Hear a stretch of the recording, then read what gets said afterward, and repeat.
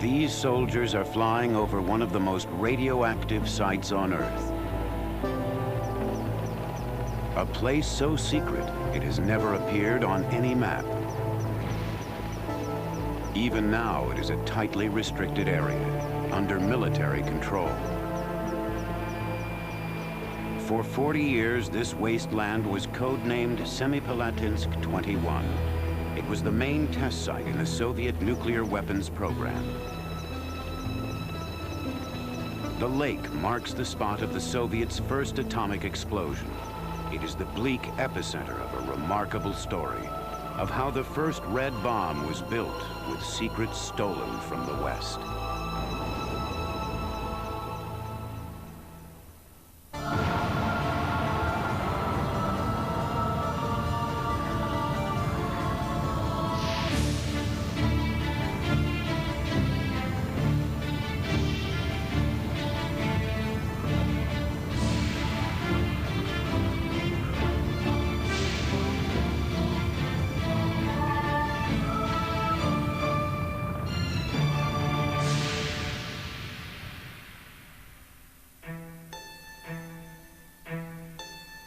This tattered manuscript was written by a Soviet physicist. It is an unpublished eyewitness account of the critical period in history when the nuclear arms race began.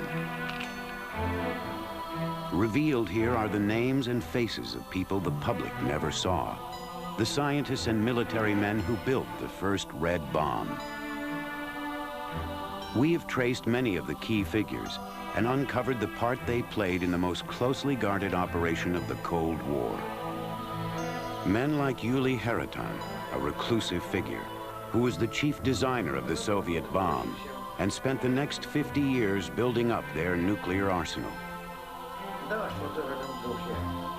And Hariton's lifelong friend and boss, Igor Kurchatov, the brilliant physicist who headed the USSR's atomic project. Or Yakov Terletsky, the physicist sent by the secret police to meet a top Western scientist who wanted the world to know what the West wanted kept secret. And Anatoly Yakovlev, who ran the Soviet spy network in New York, which smuggled a blueprint of America's first bomb back to Moscow. This is the end product of the story they have to tell. Both sides armed to this day with weapons which could kill more people than all the wars in history combined in a matter of seconds.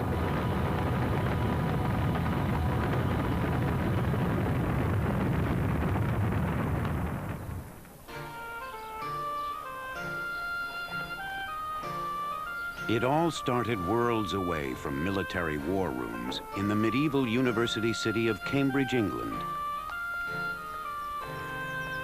This is where man first realized the alchemist's dream of transforming one element into another.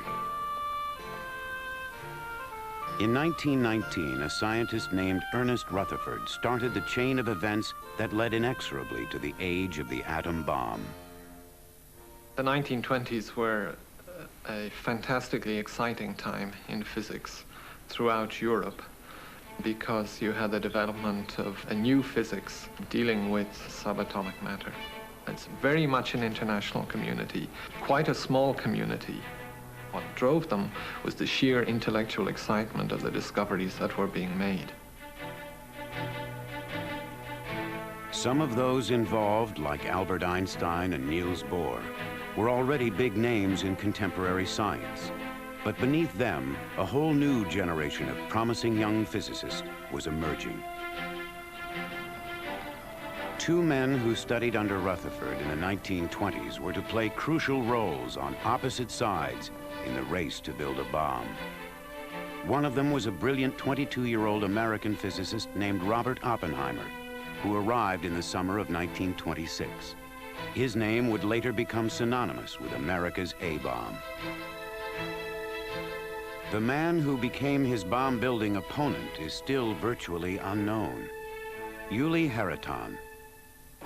Today, he's a man of 90, still enjoying some of the perks Stalin granted his top scientists. When he travels on Russian railways, he rides in the comfort of his own personal car. Haraton has been awarded the Order of Hero of Socialist Labor 3 times. But until recently, he has been a hidden figure in the history of the Soviet bomb. Communism was fashionable among students at Cambridge in those days, and Haraton studied there for 2 years, openly sponsored by the Bolshevik government in Moscow. For Haraton and his classmates, physics was a matter of detached inquiry, not a path to knowledge that could destroy mankind. Few of them seemed to realize the dangerous potential of the work they were doing. Rutherford himself did not believe that we should be able to utilize the energy contained in the nucleus. He thought it would be impossible. In fact, at one of the meetings in Cambridge, he said anybody who speaks about the utilization of nuclear energy is talking moonshine. Within 10 years' time, the tightly knit scientific community would be ripped apart as a new force of evil stormed over Europe. Adolf Hitler forced thousands of communists and Jews to leave Germany. Among them were some of the world's top physicists. Still, Hitler had his loyalists who hoped the Führer's policies would rescue them from poverty. And not all of his scientists fled. Some of those who remained were to make a breakthrough that would change the course of history. They split the uranium atom and released enormous energy, energy that might be used to make an explosion of horrifying force. The news spread like wildfire through the scientific world. In Russia, arms expert Yuli Haraton read with fascination what the Germans had done. It was obvious to people like us, who'd been working with explosives for years, that something terrible like an atomic explosion could not be discounted. But Haraton found that the Soviet authorities were not interested in nuclear theory. He was told to stick to work on conventional armaments. In Cambridge, German refugees like Rudolf Piles also saw the military implications. When we decided that an atom bomb was possible and not excessive in size, we immediately thought that the Germans might have realized the same thing and might be ahead of us. And an atom bomb in the hands of Hitler would have been frightening. In America, too, the scientific world was worried about the news, but the general public didn't seem to take it seriously. In April 1939, the New York Times ran this report on a meeting of distinguished physicists. Tempers and temperatures increased visibly among members of the American Physical Society as they closed their spring meeting with arguments over the probability of some scientists blowing up a sizable portion of the Earth with a tiny amount of uranium.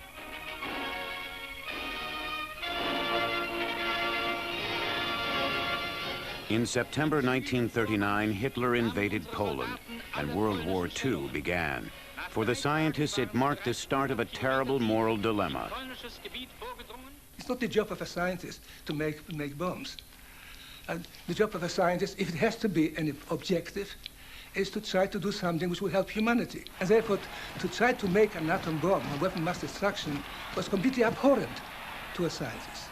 Then people began to realize that if Hitler goes ahead and he acquires the bomb, this will help him to win the war.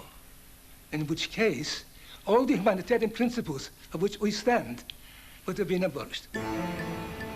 It was left to a scientist still working in Germany to spell out the threat. In April 1941, he smuggled a message through to old friends who had fled to America. We got a message through a refugee physicist which said essentially, we know how to make nuclear explosions. Hurry up. From then on, the specter of a German A-bomb would loom large for the rest of the world.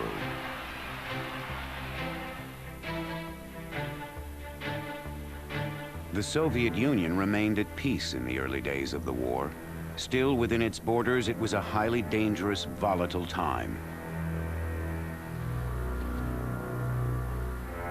This man was to play a crucial role. Lavrenti Beria, the ruthless head of the secret intelligence organization later known as the KGB. Beria was the man in charge of Stalin's purges, when millions were killed or sent away to labor camps. His word was law, and those who crossed him risked being backed up against a wall and shot. Beria's men did as they were told, without asking too many questions. In 1941, a young spy named Vladimir Barkovsky left Moscow on a mission to England. He was to report to a man named Gorsky, who ran the intelligence operation out of the Soviet embassy in London. Gorsky had gotten his hands on some stolen military papers. When I was going through that material for my report to Moscow, I didn't know who it had come from because the boss, Gorsky, didn't tell me. He just said, "Here, take this and prepare a report for Moscow Center." A few miles away, the British War Cabinet was discussing the very same material. The Soviets had acquired a copy of the British Maud Report, a top-secret summary of the UK's plans to build an atom bomb, and of parallel steps just starting in America. It was an espionage coup, but Moscow ignored it. Beria was very suspicious of the material. It's the Germans trying to divert our attention and our resources from proper military purposes, he said. So no one acted on the information. It just lay around unused. None of Beria's agents in London knew enough about atomic physics to assess sensitive reports. What they needed was a specialist. What they got was a scientist who would offer his services as a spy. Klaus Fuchs was driven out of his native Germany in 1933 because he was a communist. However, his knowledge of physics and his opposition to the Nazis landed him a job with Britain's atomic bomb program in 1941. He was recruited by fellow refugee Rudolf Piles.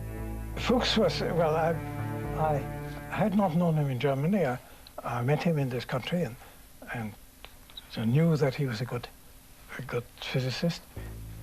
He tended to be rather silent, but when you talk to him and ask questions, he would discuss things.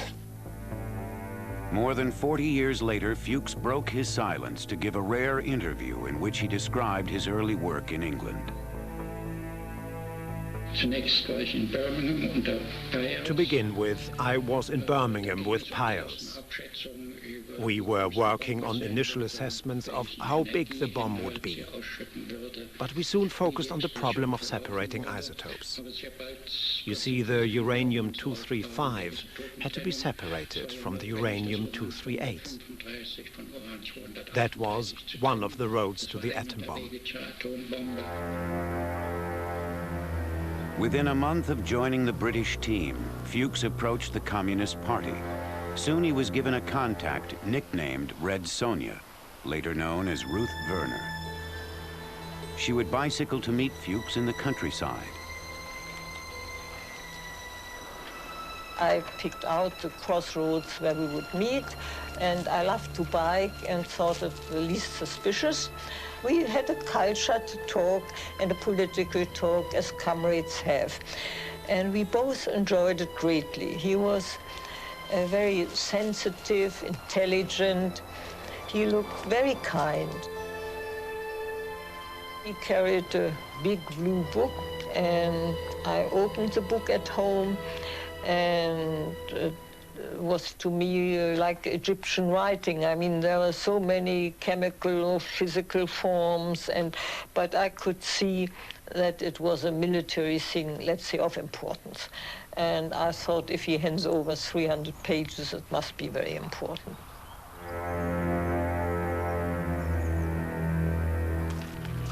The information Fuchs passed Red Sonja went straight to Moscow, but the Soviet government had more urgent matters to address.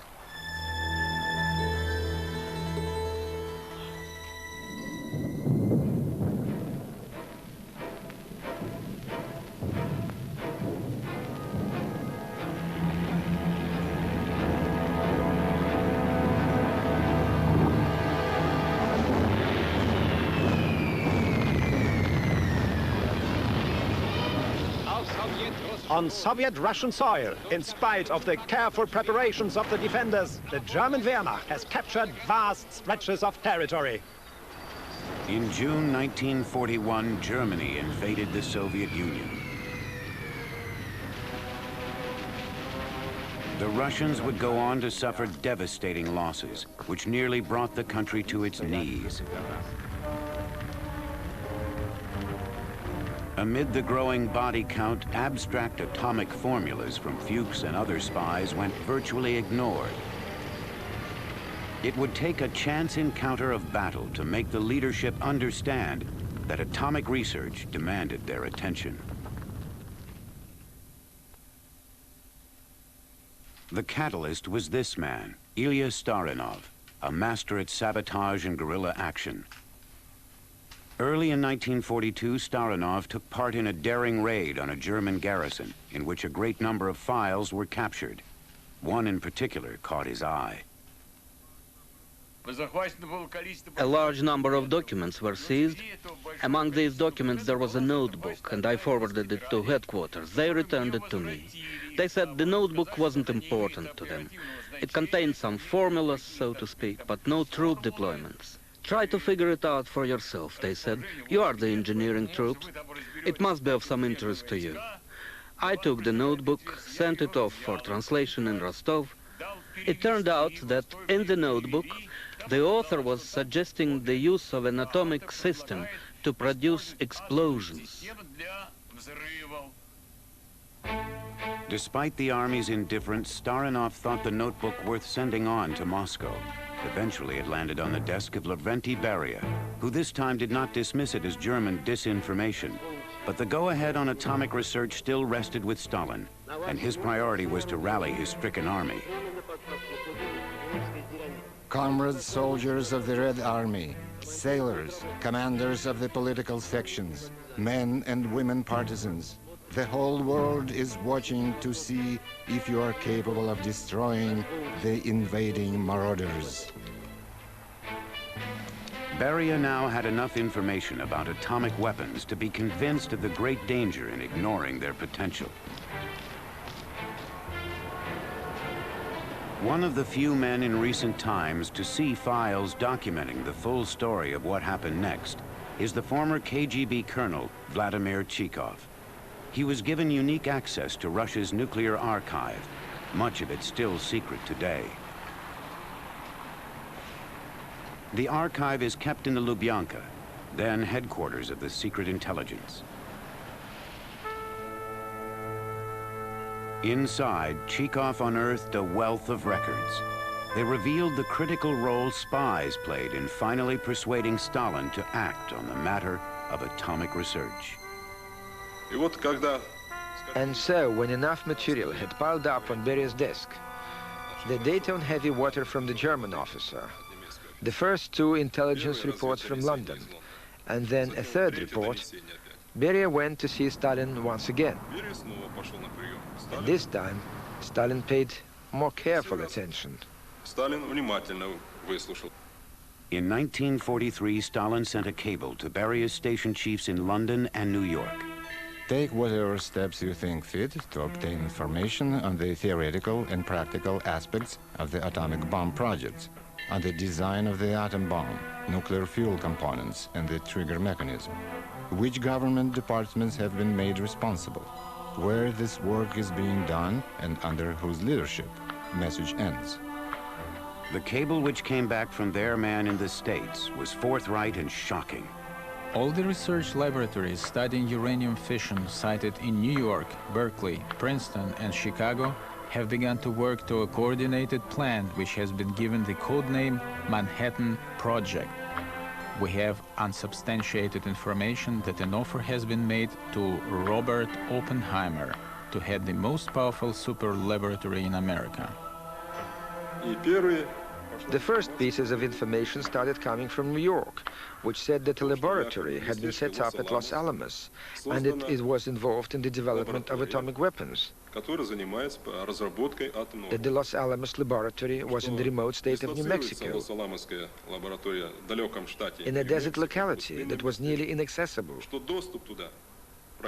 I mean, not only to our intelligence agents, but for all outsiders in general.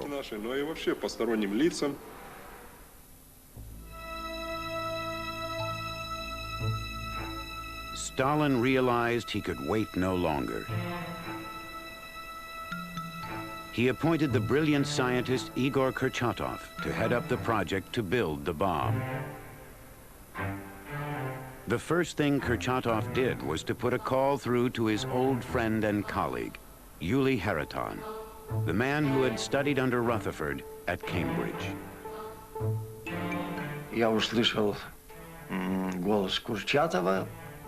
I heard Kurchatov's voice saying, "I'm on my way round. I've got something very important to tell you. You are to get started immediately on the design of an atom bomb."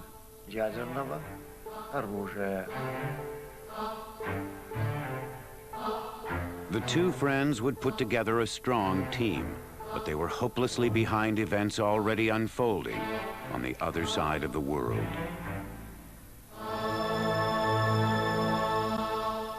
In the fall of 1942, New Mexico was swarming with military men, looking for the right place to build an atomic bomb.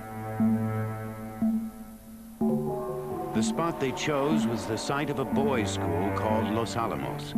Within a year, the school would be transformed into a laboratory complex stretching out over the mesa.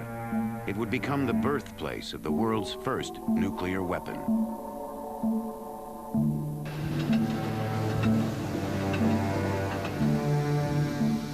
The Los Alamos team included many European refugees.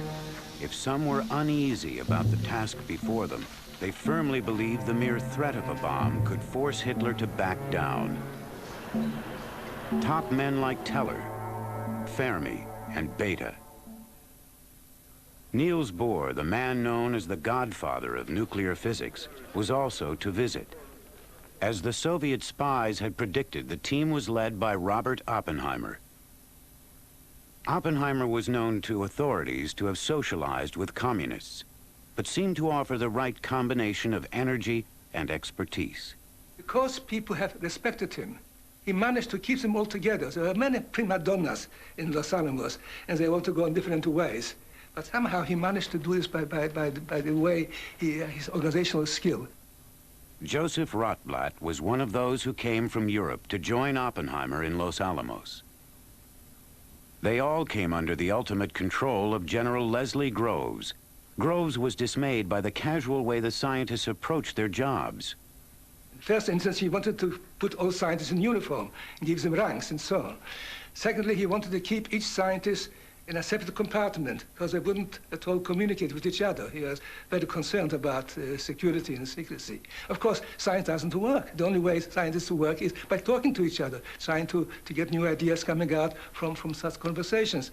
And so it didn't work. In fact, it was Oppenheimer who convinced him that it wouldn't work. Oppenheimer, I think, wanted to draw the best people in to work on the bomb. It was a very challenging problem. And he realized that to involve the best scientists, he would need to give them conditions in which they could talk to one another, to continue the kind of exchange that had really characterized nuclear physics, and certainly characterized the early discussions about an atomic bomb in the United States. Though the more than 500 scientists could talk to one another, security was tight. Groves wanted to keep the work secret not only from Hitler, but also from any other country whose policies America feared, including their so-called ally, the Soviet Union.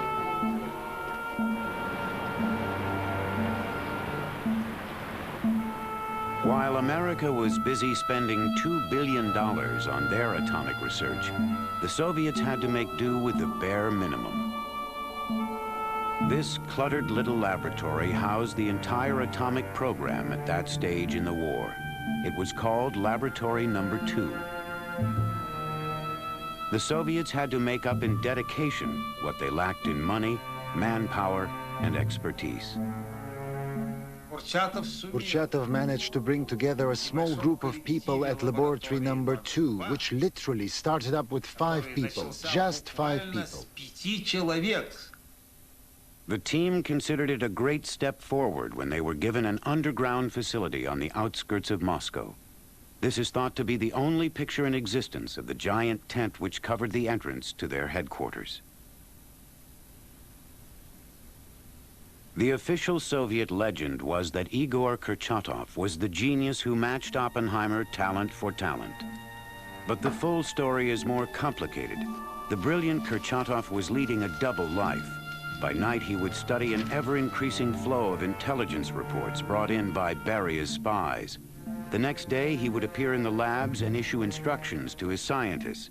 No one knew many of the ideas were stolen from the West. Most of the information was delivered by courier. Because the information ran into hundreds of pages, it was impossible to code or transmit it all over the radio for fear of interception. There were 2 possible delivery options over to the center, to Moscow, by courier and by diplomatic mail, though it was in violation of the rules. And when there was a need to send classified data fast, a diplomatic mail was used.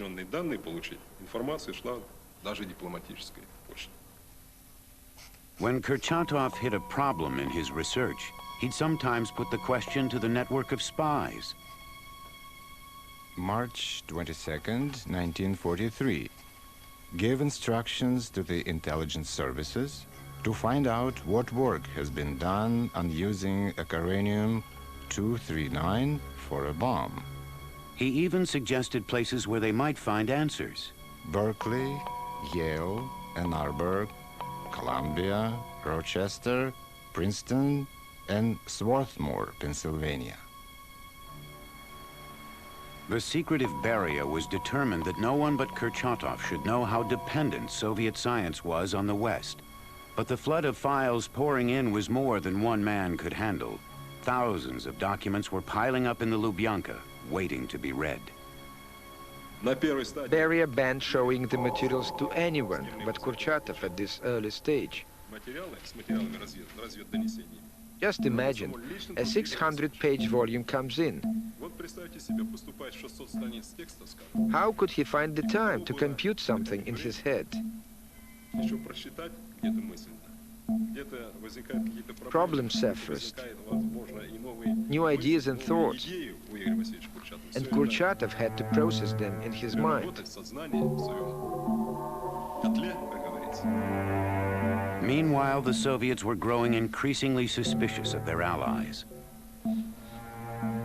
In August 1943, President Roosevelt met the arch-anti-communist Winston Churchill in Quebec. At Churchill's suggestion, the Russians weren't invited. After the public greetings and behind closed doors, an agreement was reached under which the US and the UK would pool their atomic secrets and their atomic scientists. While the irate Soviets had been excluded from the talks, they got an unexpected bonus. Klaus Fuchs, who'd been steadily supplying intelligence through Red Sonja in England, now got orders to move to the United States. Late 1943, Fuchs' first stop was New York City, where he made contact with a Soviet agent. The agent's real name was Anatoly Yatskov, but he was known to the FBI as Anatoly Yakovlev. On the surface, he was a middle-ranked diplomat at the Soviet consulate. In fact, he was a Soviet controller at the top of a network of spies.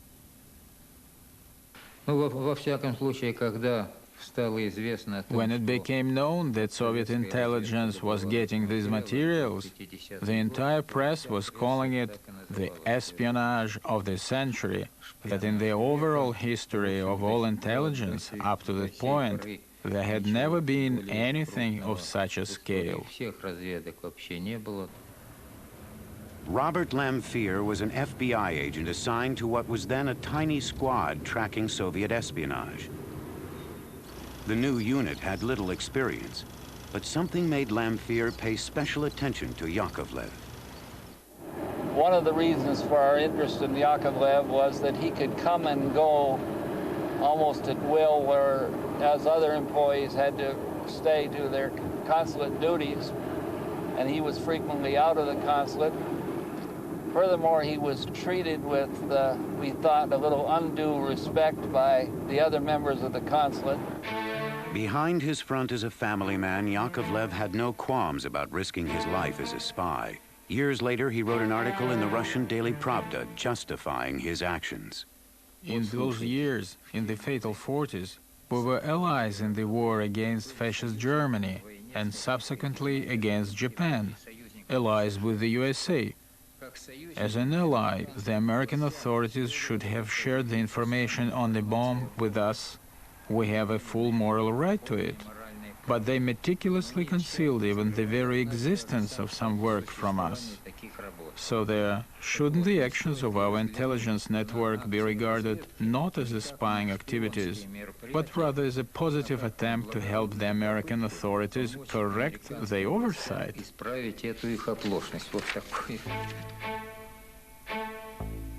Klaus Fuchs' reasons were equally political, as he was motivated out of loyalty to the Communist Party. His conduit to Yakovlev was an intermediary, known in the spy business as a cutout. One of the early meetings took place here in Manhattan, just at the entrance back of us here of the Queensboro Bridge. As I remembered, I think there were a total of 7 meetings took place between the two men in the boroughs of New York City, Queens, Brooklyn, Manhattan, most of them in Manhattan. The key developments taking place on the Manhattan Project were known to the KGB about as fast as they were known to the American scientists. The KGB was right inside the project. Once Fuchs got to Los Alamos, the spying became relatively easy, in part because of Oppenheimer's insistence that communication between scientists be open. We had complete freedom to converse with any scientist who had a white badge. This was partly due to Oppi. He insisted on that. Hans Bethe was one of those with a white badge, as was the man he supervised, fellow German refugee Klaus Fuchs. Klaus Fuchs was very reticent. He wouldn't give anything by himself except science. He wouldn't talk about personal things. My friend Jenya Piers, Mrs. Piers, said you have to drop a penny into the slot to make him talk.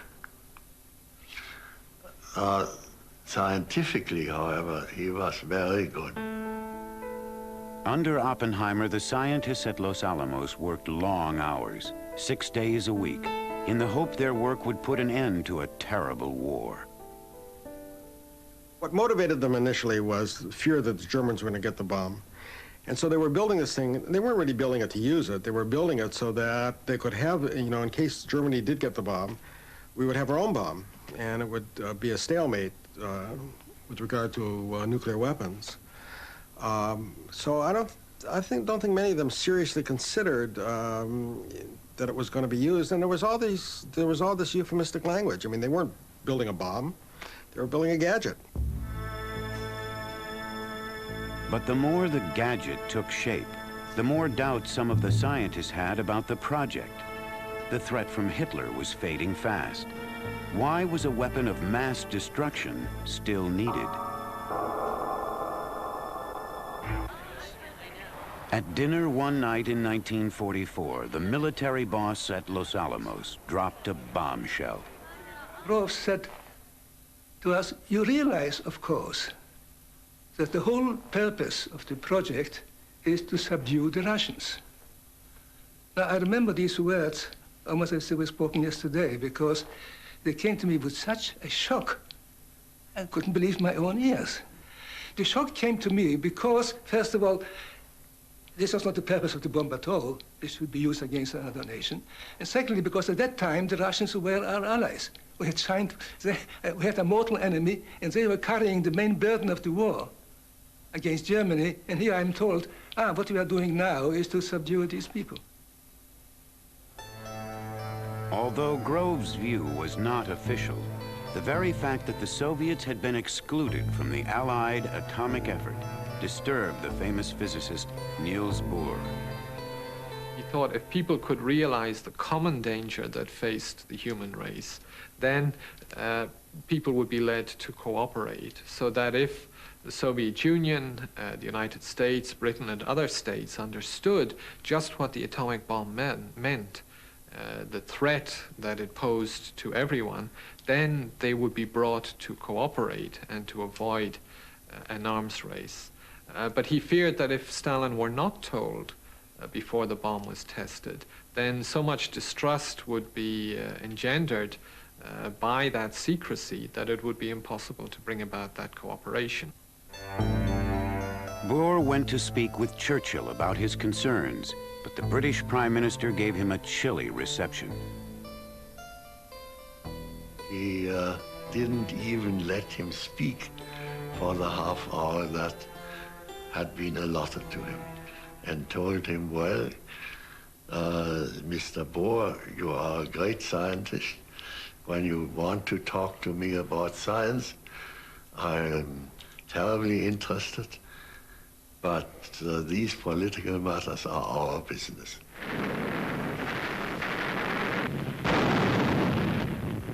The war, meanwhile, was reaching a turning point. The Russians, who'd lost close to 20 million people in the long years of fighting, were now pounding their way into Berlin. Victory in Europe was virtually won. Hitler was beaten, and the need for the atomic bomb as originally defined was over. But there was still another enemy. And the American military was reluctant to let their money and their long years of hard work on the project go to waste. The Japanese would become the Americans' next prime target. In the summer of 1945, Niels Bohr returned to Denmark, even more disillusioned and worried. Fearing an apocalyptic arms race, Bohr tried to make his voice heard. He foresaw that if the Americans go on by themselves together with the British, and then the Russians will go on their own, they make their own bomb, there will be an arms race, which will have enormous consequences, dire consequences for the whole of our civilization. And he tried to prevent this. Bohr now believed that the bomb could open a Pandora's box. Some of his fellow scientists shared these fears. I don't know whether it's apocryphal or not, I can't remember, but I'm supposed to have said at the time it's too late now. The military men have got their hands on the bomb.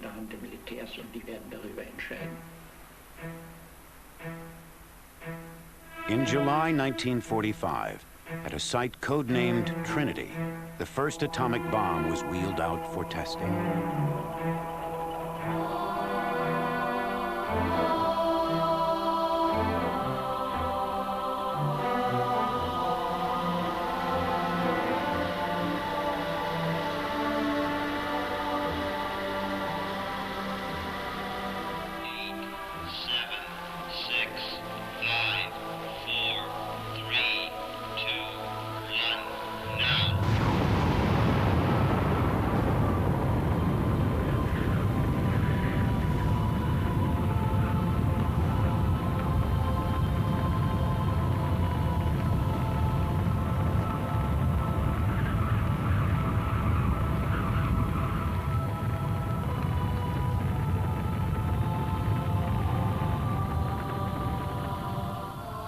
was just tremendous. And first it was brilliant white, and then as it rose in the atmosphere, it became dominantly purple. The gamma rays give you then this purple light that's radiation from the air. When they actually saw the result at the Trinity test, they were really flattened. I mean, it's one thing to do a calculation on a piece of paper that you're going to get a quarter of a mile fireball and it's going to be 20,000 tons or whatever, and the surface temperature is going to be the temperature of the sun. It's another thing to actually see it. They were really flattened by it when it hit them what they had done. The very next day, America's new president, Harry Truman, was able to tell his allies he had a superweapon ready to beat the Japanese. Stalin's reaction that day mystified the Allied leaders. He made no sign of being impressed.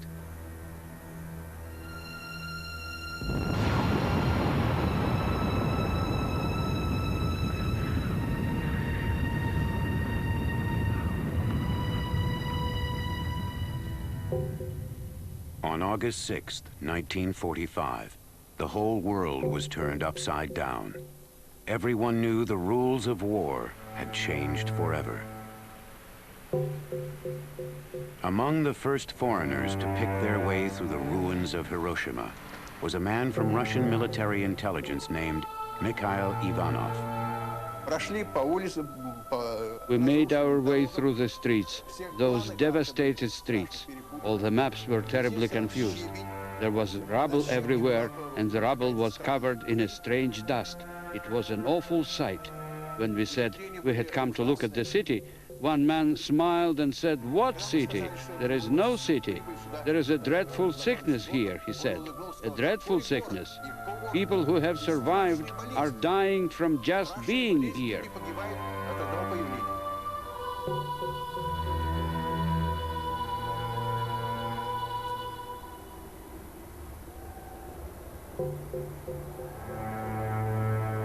Ivanov's report was sent straight back to the Kremlin, where Stalin summoned his Politburo to a crisis meeting.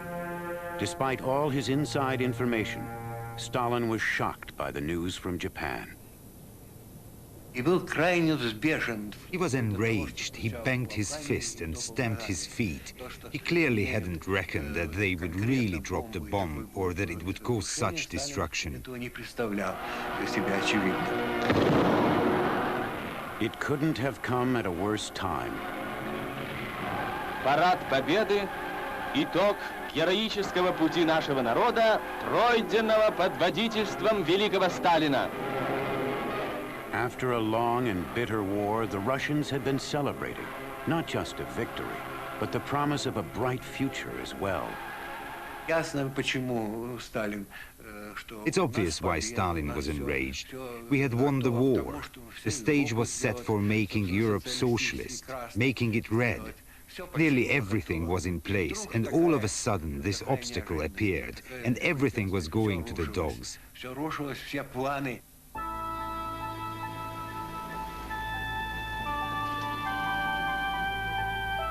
Stalin was in no mood to leave anything to chance. He issued an ultimatum to the head of his secret police, Lavrenti Beria.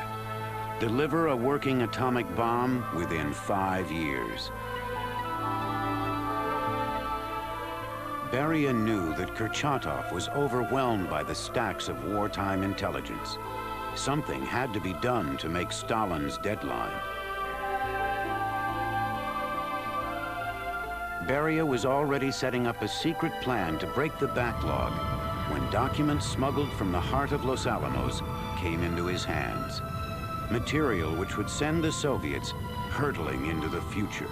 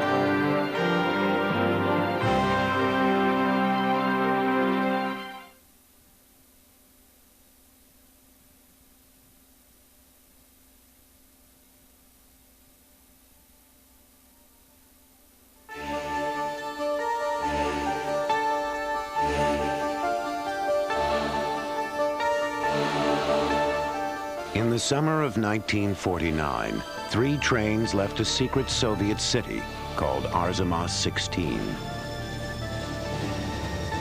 One carried scientists, one carried soldiers, and one carried an atomic bomb. It hardly needs to be said that the whole operation took place in the greatest secrecy. Along the whole route, not a single signal was against the special trains. All the points were switched in their favor. They were on their way to Kazakhstan, where they would test the first red bomb. Everything was done according to a strict plan, in case anyone tried to ambush the train on its journey.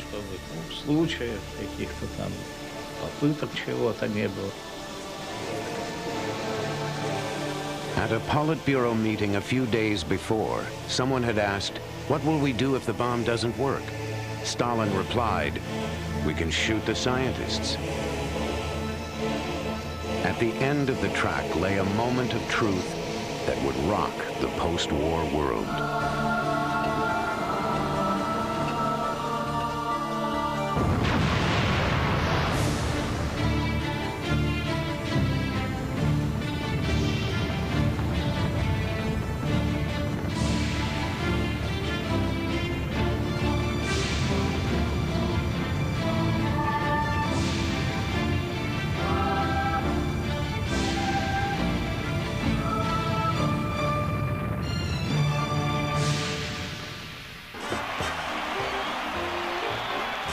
In the early years following the end of World War II, Americans celebrated.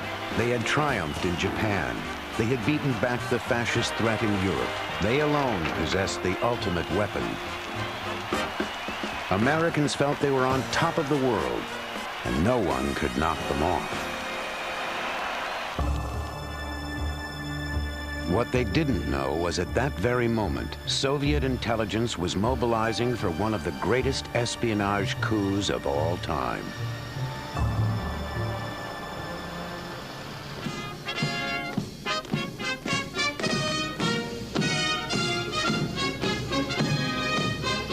"50 years later, Soviet agents still have reunions to celebrate their victory in Europe, and to remember the KGB triumphs in the Cold War that followed. One of their top men, General Pavel Sudoplatov, has his own memories of this time. As the war was drawing to a close, he was given an important new job, a mission that would forever change the balance of power in the world. I was instructed to set up a special department at the People's Commissariat for Internal Affairs to develop the atomic project.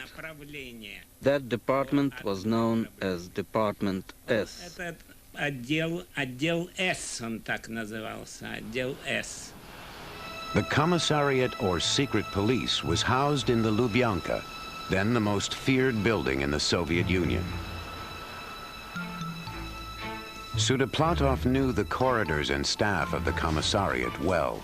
Trained as an assassin, he had been in charge of sabotage and guerrilla action during World War II. His new job had the potential to claim even more victims.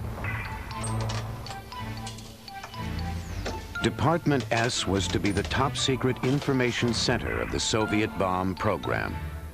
In the Lubyanka vaults were some 10,000 documents about America's bomb, the product of years of wartime espionage under the direction of Lavrenti Beria, Stalin's hatchet man, by reputation the most ruthless schemer in the Kremlin, by habit a man obsessed with secrecy.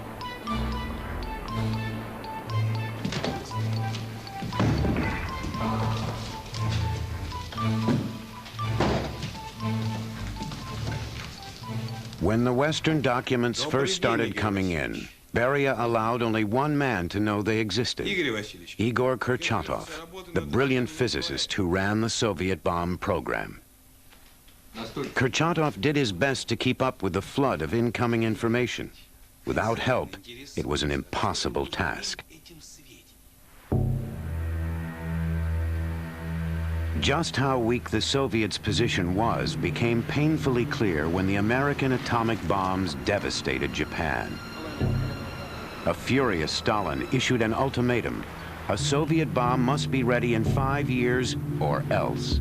Stalin put Beria in charge and hired Pavel Sudoplatov. Sudoplatov's first job was to enlist people who knew enough science to understand what was in the vaults, but had enough discretion not to tell anyone it was there. The secret police did the recruiting. The first person to get a visit was a young physicist named Yakov Terletsky.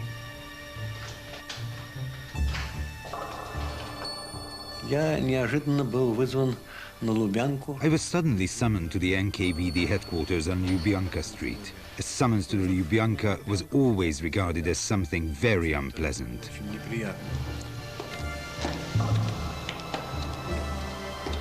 Next to get a visit from Sudoplatov's recruiting team was Arkady Rylov. One of the older men said, "You have to go to Lubyanka Street." That was too much for me, and I said, "What have I done?"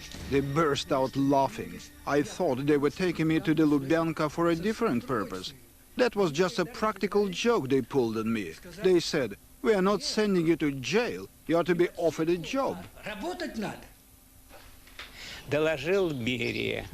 I informed Beria of my choice. He asked me to check those two men out, to find if they drank, talked too much, and so on. I told him I didn't know them that well as yet. Beria replied, "This is what you should do. Organize a dinner party in your flat and invite Terletsky and Rylov." It was a posh party, a staggering party for the time.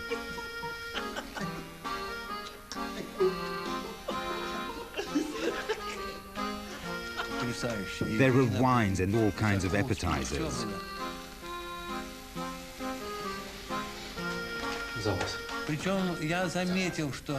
I noticed that Sudoplatov drank very little. He just sipped.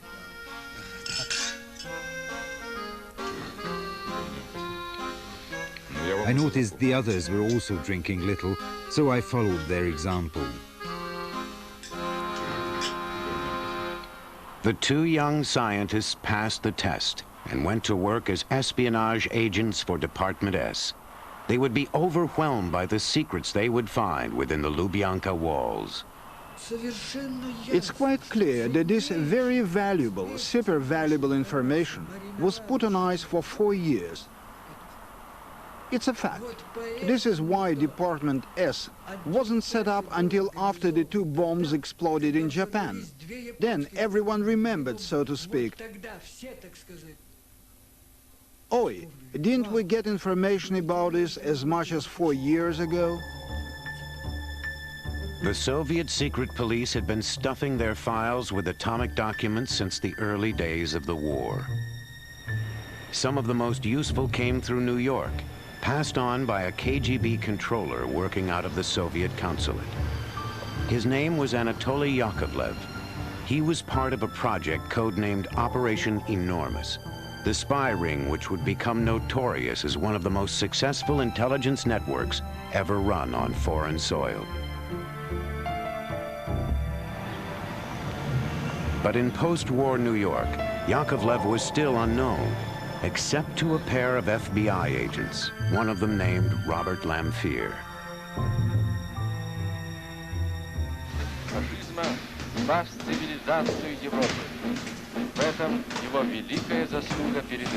Agent Lamphere recalls the time he followed Yakovlev into a Manhattan cinema. On the screen was Russian news footage of triumphant Soviet troops marching through Moscow to celebrate the end of the war. Yakovlev went in and sat down in a very good seat about halfway down. The theater was maybe 25–30% full. We settled in a few minutes later, 4 or 5 rows in back of Yakovlev. And both of us got very much interested in the film that was being shown.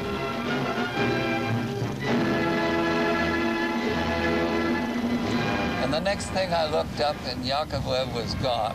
And I thought, oh, God.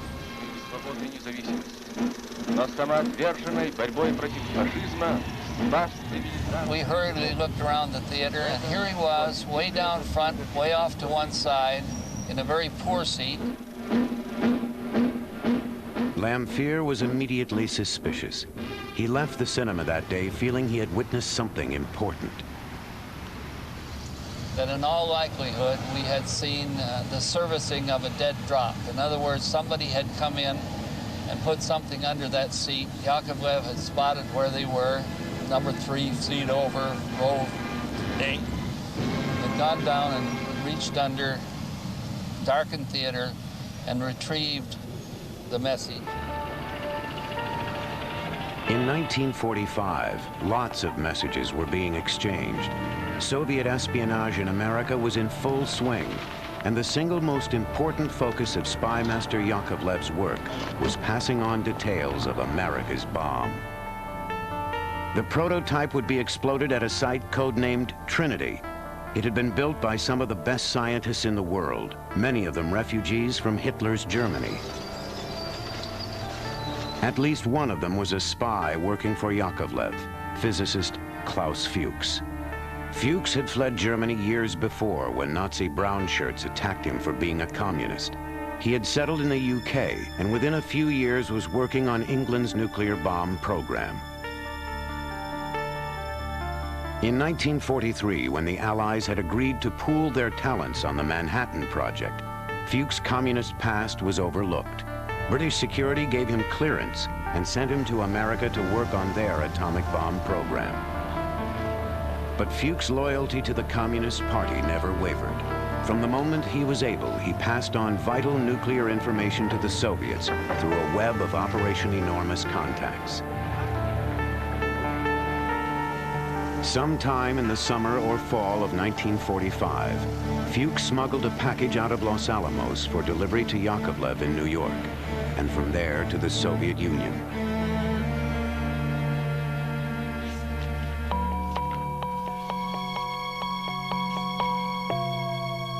We have obtained the translation that Department S made from those documents as soon as they arrived in Moscow. For more than 40 years, these reports and drawings were locked away in a Soviet vault. No Westerner had laid eyes on them since the originals were spirited out of Los Alamos.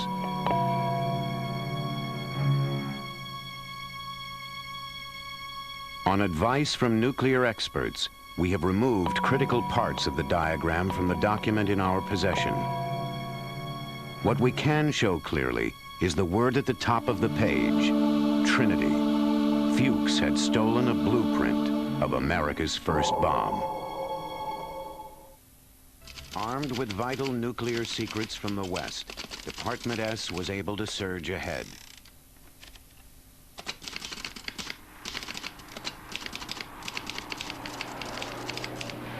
But having the plans in hand did not mean they could immediately produce a bomb. Moscow was a desperate place after the war. Manufacturing capabilities were virtually wiped out. Food was scarce, but Soviet commitment to fighting the capitalist menace was growing more powerful by the minute. Resources were redirected, food was somehow found, and the men and women who toiled for Department S were rewarded handsomely for their hard work. Department S enjoyed a special status, and the personnel had perks. We had food coupons and other coupons for consumer goods shops. Also, we had breakfast brought to us every day by the char lady, or whatever you'd call her. We didn't eat up the food right away. We would hoard it in our desks and try to take it home. We started work at 10 in the morning and worked until 5 o'clock in the afternoon. There was a break from 5 o'clock to 8 o'clock, and then we worked until midnight at the earliest, but sometimes until 2 in the morning. Inside Department S, there was a lot of catching up to do. The pace was unrelenting. было два больших этих железных сейфа было. There were two large steel safes which contained the materials. 10 тысяч различных материалов. There were around 10,000 various items. There were photocopies of documents, US documents, super secret US documents. A stamp on each document said it was secret and its disclosure was punishable as espionage. When these files with translations were prepared, we were told, get this or that file ready for a session of the Scientific and Technical Council.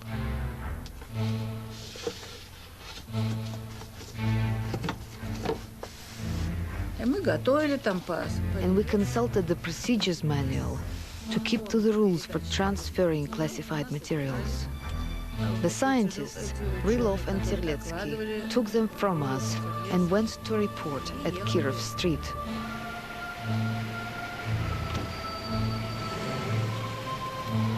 Kirov Street was only 300 yards away from the Lubyanka. Rylov and Terletsky would make the short trip by car under military guard.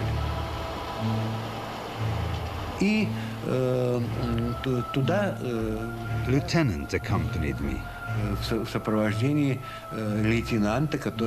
He kept a Walter handgun in his pocket. It was so secret. Number 20 Kirov Street was where the Scientific and Technical Council met under the chairmanship of Boris Vanikov. It was the brain center of the Soviet atomic bomb project.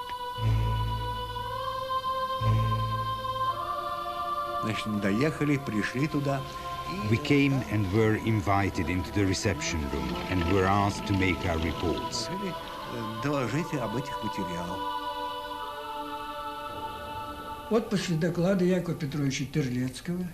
After Terletsky or I gave our report, Vanikov would say, "Comrades, those who need this information, raise your hands."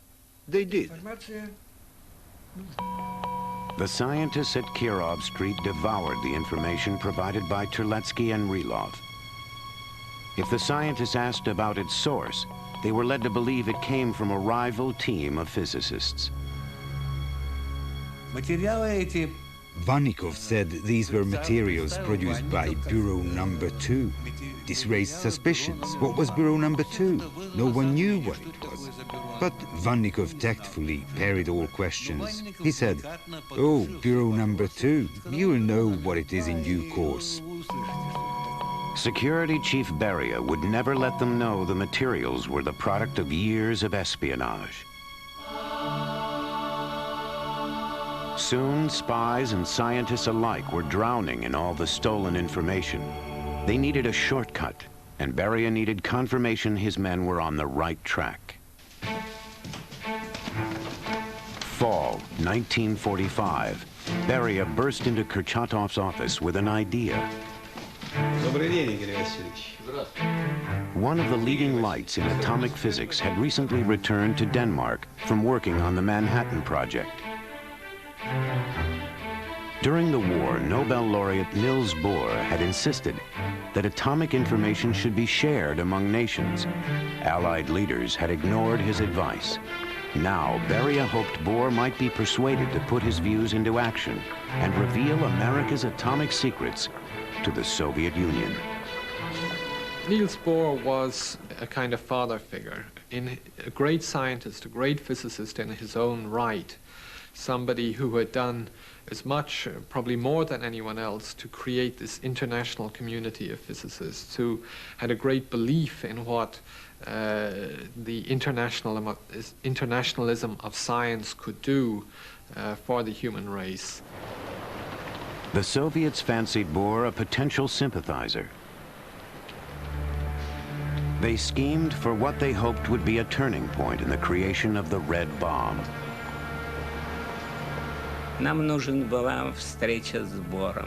We needed a meeting with Bohr.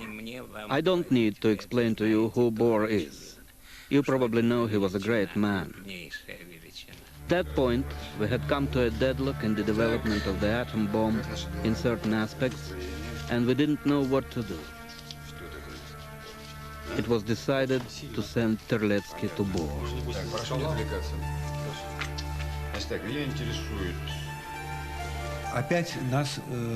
Sudoplatov summoned me and said, Beria wants to talk to you. We waited in the anteroom for some time, and finally Beria received us. He was a man of medium height, so to speak, not even a suggestion of smile. Very forbidding face. A very forbidding look.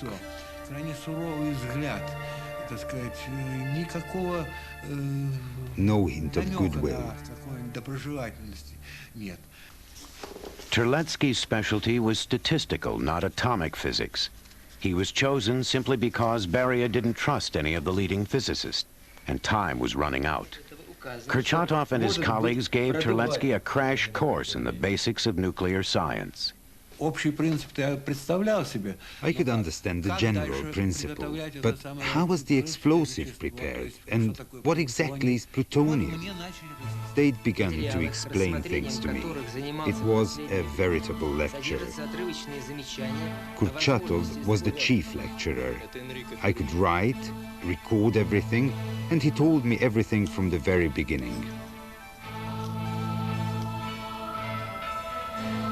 Within 24 hours, Terlecki, accompanied by a translator and a security officer, set off for the long journey from Moscow to Copenhagen. It was a highly sensitive mission, and all three men were nervous. Finally, we reached the embassy. At first, I wasn't even allowed to leave the embassy. I was under lock and key. After an agonizing wait of 2 weeks, they finally got the signal to make the short drive to the Niels Bohr Institute. They were told to leave their notebooks behind. We weren't allowed to carry any papers because the idea was that by carrying a paper, we might leave behind a document. We had to memorize everything, both the questions and the answers, and keep everything in our heads. Niels Bohr gave us a fairly reserved welcome. When he shook hands with me, I noticed his hands were shaking. It began as a social visit, with Bohr asking about old Russian friends and colleagues from the university days. Then Terlecki tried to get down to business. Bohr's answers weren't enthusiastic because many of the questions were such that there were things he didn't know. We asked about the design of the atomic bomb or separation facilities, which Bohr didn't know. Bohr was a theoretician, not a designer, and he was not familiar with most of the specific details of the Manhattan Project. It was a troubling meeting for Terlecki, who knew better than to disappoint Beria. 2 days later, the Soviets returned to the Bohr Institute for further talk.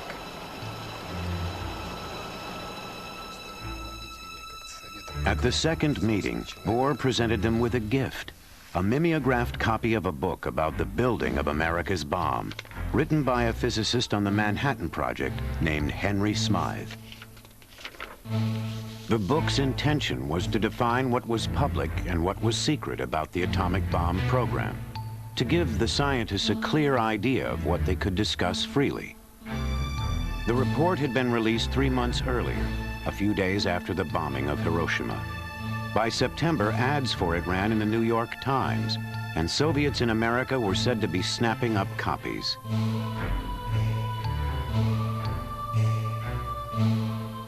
For Terlecki, the Smythe report was big news, and Department S would rush to circulate it. A copy was brought over, it was translated, processed, and edited very fast, and a small number of copies were printed. I even had a copy myself, but I lost it somewhere. At first, the book carried either the stamp "secret" or a copy number.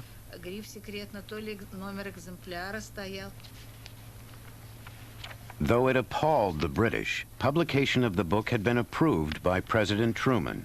The Manhattan Project head General Groves considered it harmless.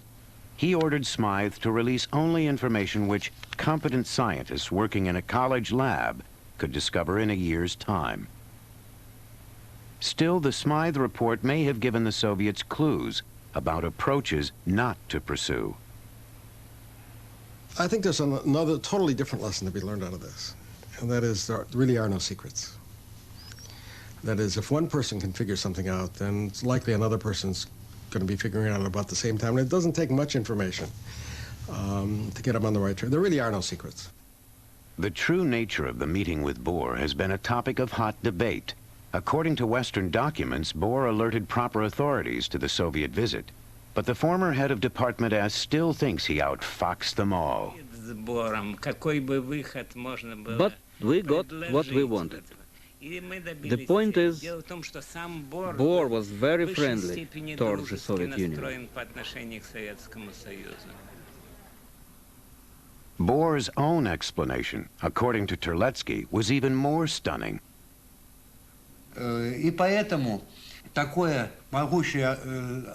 Every country should know about the design of the atomic bomb and possess the atomic bomb itself. And of these other countries, the first to obtain the atomic bomb should be Russia. Bohr's endorsement of the Smythe report probably gave the Soviets confidence to study the text without fear of disinformation. They were one step closer to becoming a nuclear power.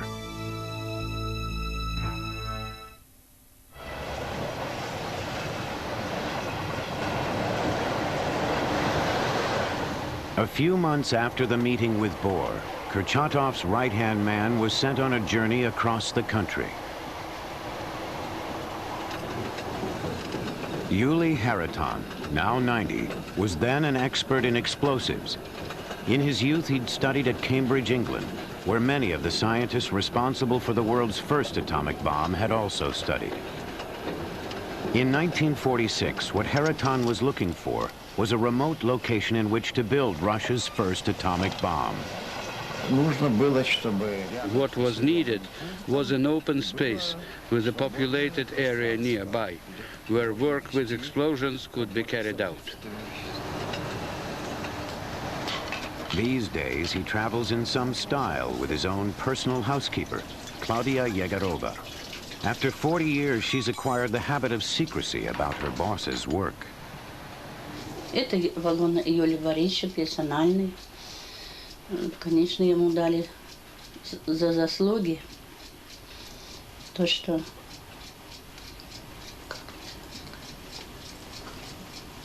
Ну, что он сделал? То есть какая заслуга-то какая? То, что он, в общем, главный конструктор, создавший атомную бомбу. Ну, то, что он вот, главный конструктор, создавший атомную бомбу. Да это не секрет, главный конструктор. Back in 1946, Hariton visited a series of possible sites before settling on one just 400 miles outside Moscow.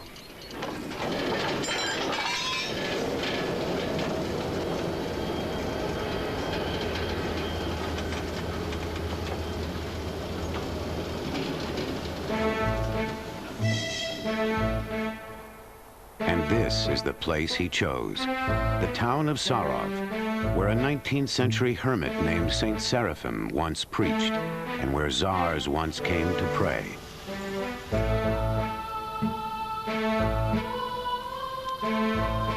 Over the next few years, Sarov sprouted a mighty suburb, cloaked in secrecy and devoted entirely to the production of an atomic weapon. It was called Arzamas 16. Thousands of prisoners from the Gulag were herded together to carry out the construction work. I was struck by the fact that the construction work was being done by prisoners, who at the time all lived in secure zones. So morning and night, columns of these prisoners went by under guard. The senior scientist in residence, Yuli Hariton, took a realistic view of his new workforce. It was very unpleasant, but what were we to do? I realized that we couldn't get by in any other way. такое количество людей, которые... There was nowhere else to get the number of people needed to push construction work here ahead at the speed required. Может, строительство развивать.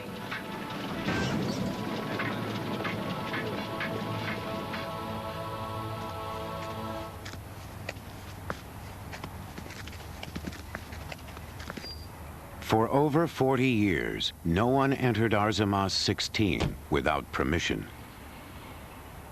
It was a closed city where everyone lived under guard, part of a network of secret communities in which, for years, everything was geared toward the production of nuclear weapons. Under Stalin and Beria, people lived in fear as well as isolation. Even the scientists were under suspicion.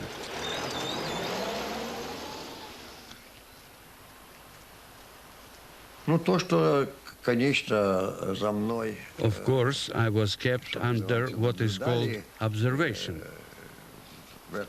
Of that, there is absolutely no doubt.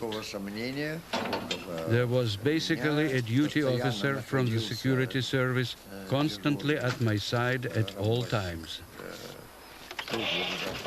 What it amounted to was that they simply lived at our apartment. They were around the whole time.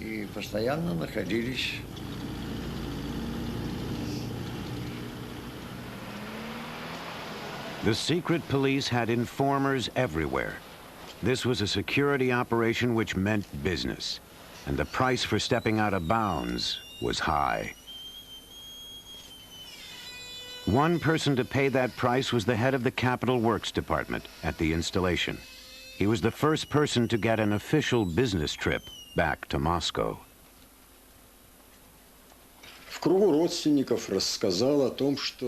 He told a bunch of his relatives that soon we were going to screw the Americans and that he was getting through a budget of so many millions that we could expect our great project to be a success.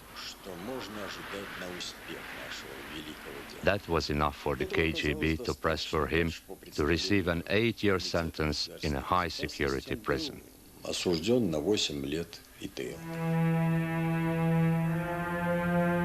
In that climate of fear, others didn't wait for official punishment.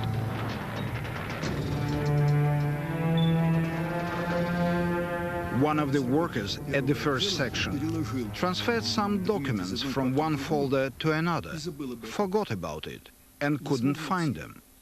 And foreseeing all these problems, because there was no way he could prove that he hadn't sold it to someone, to some spy, he shot himself.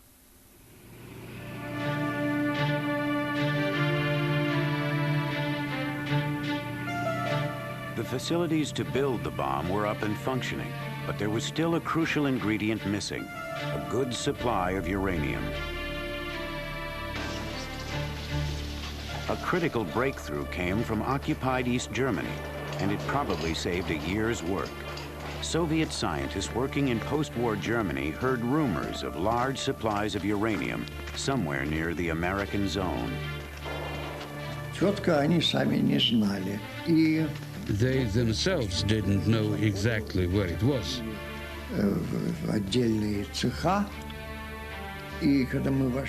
So we set off around the factory, and we went into separate workshops. And in one of them, we saw there was a large number of small tubs.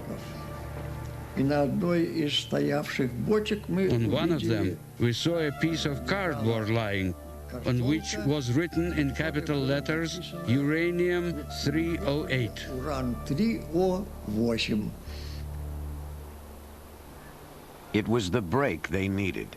The scientists at the laboratory outside Moscow got to work.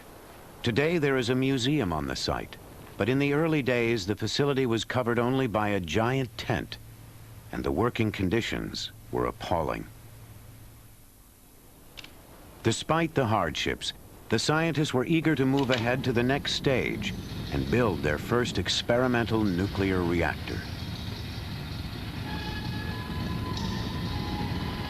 The reactor is still on view, 2 floors underground.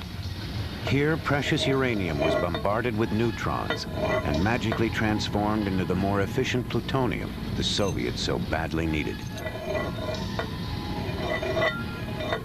A former lab assistant remembers the mood the day the reactor was to go into commission.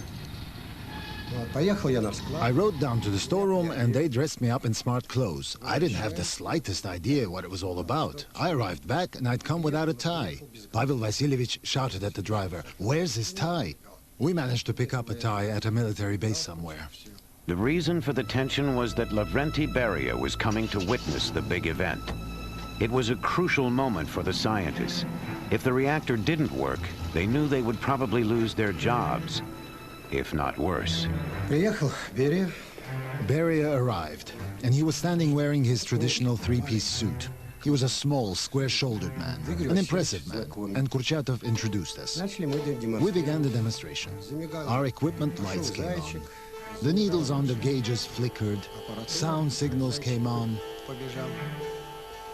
The guards got scared when the neutron counter started up.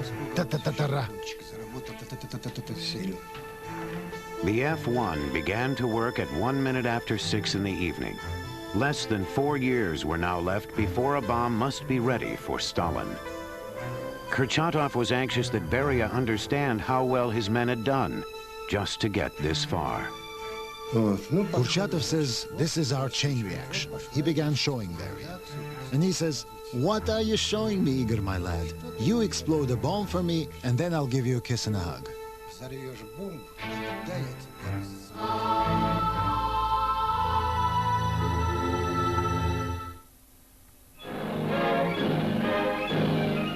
Eight of Britain's newest transport planes, the big Handley-Page Hastings aircraft, have now joined in the RAF's Berlin airlift. In the summer of 1948, communism faced off against capitalism in a bitter clash over Berlin.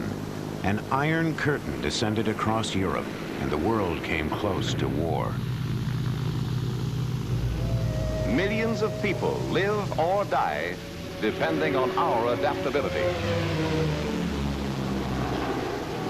The world's mightiest offensive force has been transformed into the world's mightiest guardian of peace.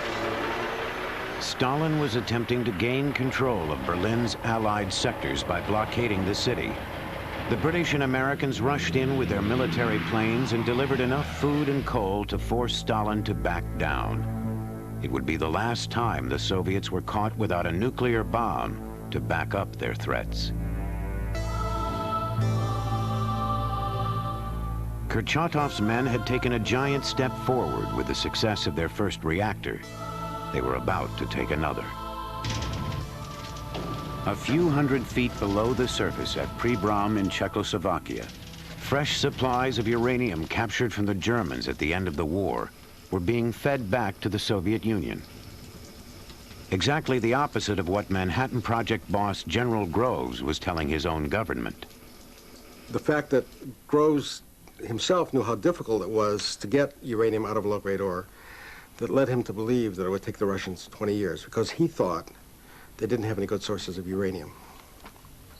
In fact, they didn't really need good sources of uranium, although they had more sources than he thought they had. And at one point, he even told the Senate committee in 1946, Soviets have no uranium. Clearly not true. I mean, our own espionage with regard to what was going on in Russia was abysmal. I mean, terrible. 2 years had passed since Stalin's ultimatum. It was 1947, and the Soviets had both the raw material and the technology to manufacture plutonium for their bomb. What they needed now was a full-size nuclear reactor and the open space in which to build it. A young engineer named Vladimir Merkin was summoned to Kurchatov's office. You're going to build a reactor in the Urals. Pack up your things. You're leaving tomorrow. When we arrived there, we saw that nothing'd been built yet. There was nothing but a few barracks, ramshackled wooden buildings, mud and foundation stones lying all over the field.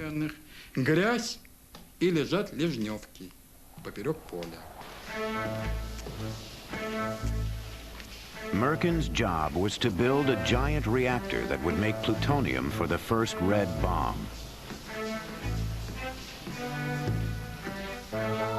This is the complex he helped create. Today it is just a shell, and the reactor has been dismantled. But during its heyday, it produced enough plutonium to build hundreds of nuclear weapons. People worked unstintingly, not counting the hours they put in the knowledge that completing the job quickly was vital for our country and our nation.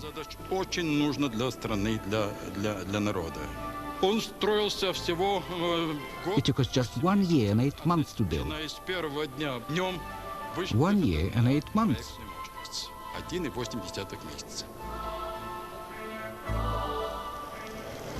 700 miles away, behind the perimeter fence at Arzamas 16, Yuli Haraton now possessed the plutonium to complete his bomb.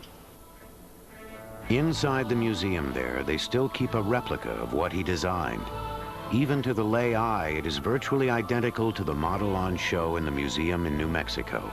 Fat Man, the bomb America dropped on Nagasaki. Today, Haraton can finally speak openly about his early work. This bomb, or to be more accurate, the nuclear device inside this bomb, is basically a copy of the first nuclear device tested by the Americans in 1945.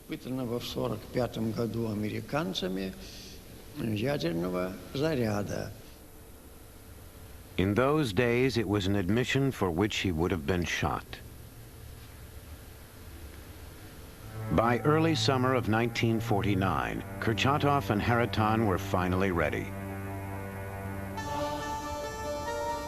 Years of frantic work would now be put to the test. The bomb left Arzamas 16 on its 2,000-mile trip to a test site in desolate Kazakhstan. It was accompanied by soldiers, scientists, and the top men in the Politburo. Everyone's fate hung in the balance. Kazakhstan, August 29, 1949, 6 a.m. Bomb codename First Lightning. Beria's last words to Kurchatov, just 10 minutes before the test. Nothing will come of it, Igor.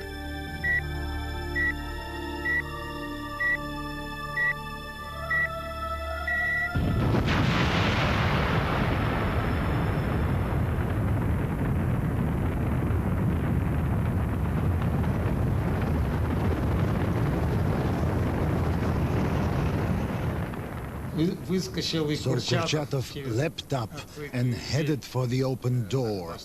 At that point, the fireball was just forming and turning to a rising mushroom shape, illuminating the whole area with a brilliant light.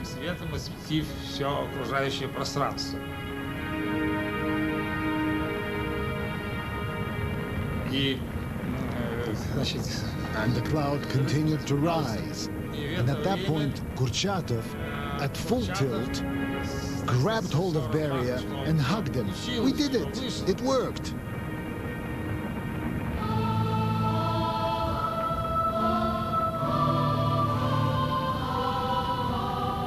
The news reached the West even before it was announced in the Soviet Union.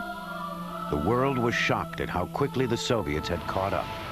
Stalin had his bomb, a year ahead of his own schedule. The landscape is still scarred by the moment when the arms race was joined. Two countries possessed the terrible power to destroy mankind.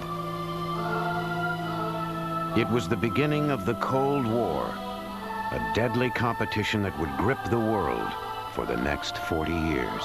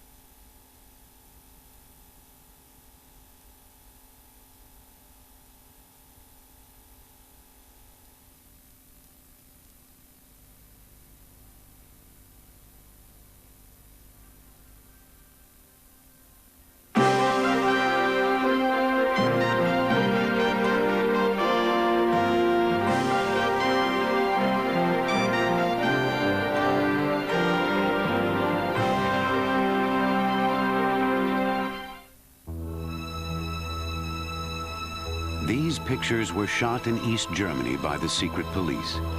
They show a retired Soviet agent named Alexander Feklisov visiting the grave of the communist spy Klaus Fuchs. He was a real hero, you know, because he risked his life in order lives of tens of thousands of people, Americans, Soviet, British, and others were saved. German scientist Klaus Fuchs worked with the U.S. Manhattan Project team to build the world's first atomic bomb in 1945. For almost 10 years, he doubled as a spy, passing on vital nuclear information to the Soviet Union through a vast network of secret agents. Communists viewed Fuchs' actions as selfless heroism. He gave Russia the means to protect herself against the United States. The West condemned his espionage as treacherous deception. One thing was very clear. With Fuchs' help, the Soviets were able to test their first atomic bomb years before anyone had expected.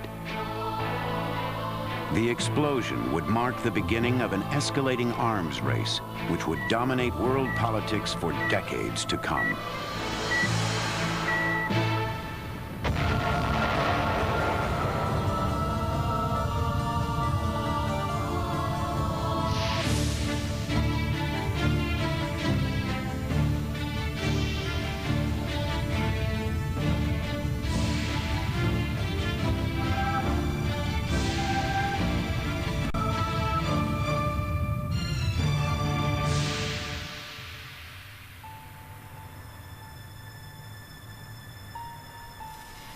The explosion of the first Soviet bomb in August 1949 was hailed as a great achievement. Stalin and Beria, his right-hand man in the Kremlin, were ecstatic. After the frantic rush to produce a working bomb, the scientists celebrated their success.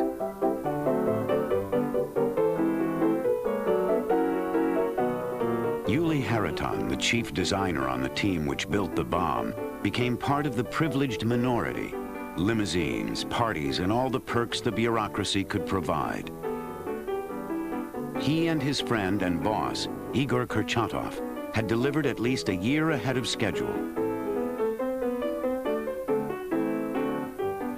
Their political paymasters were duly grateful, but the leadership knew the biggest debt they owed was to their spies. One of their most important agents was Alexander Feklisov. 40 years later, Feklisov agreed to retrace his steps through one of his most critical assignments.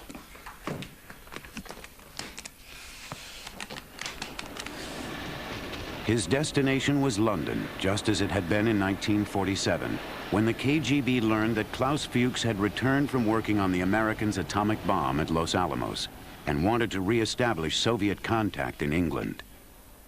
Chief of the intelligence, he instructed me, he said, first of all, you should remember that Klaus Fuchs, he is one of the best our agents. And he showed that he can observe secrecy very well. The man who had been so useful to the KGB in America was now working at Harwell, Britain's top-secret nuclear research center. All day long, lorries come and go. They're stopped at the gates, too. Surely they don't think there's a spy in there? But there was a spy, and Fuchs was passing on classified information. He later told East German intelligence the true nature of the work. Harwell itself was concerned mainly with developing nuclear reactors.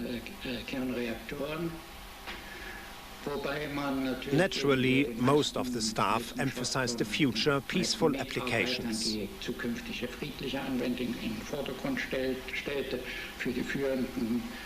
But the senior staff knew that the first reactor to be developed would be used to produce plutonium for military purposes.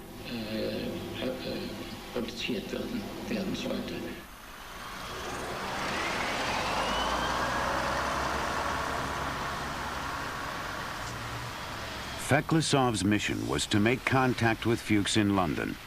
Their first rendezvous was at a pub in North London called the Nag's Head.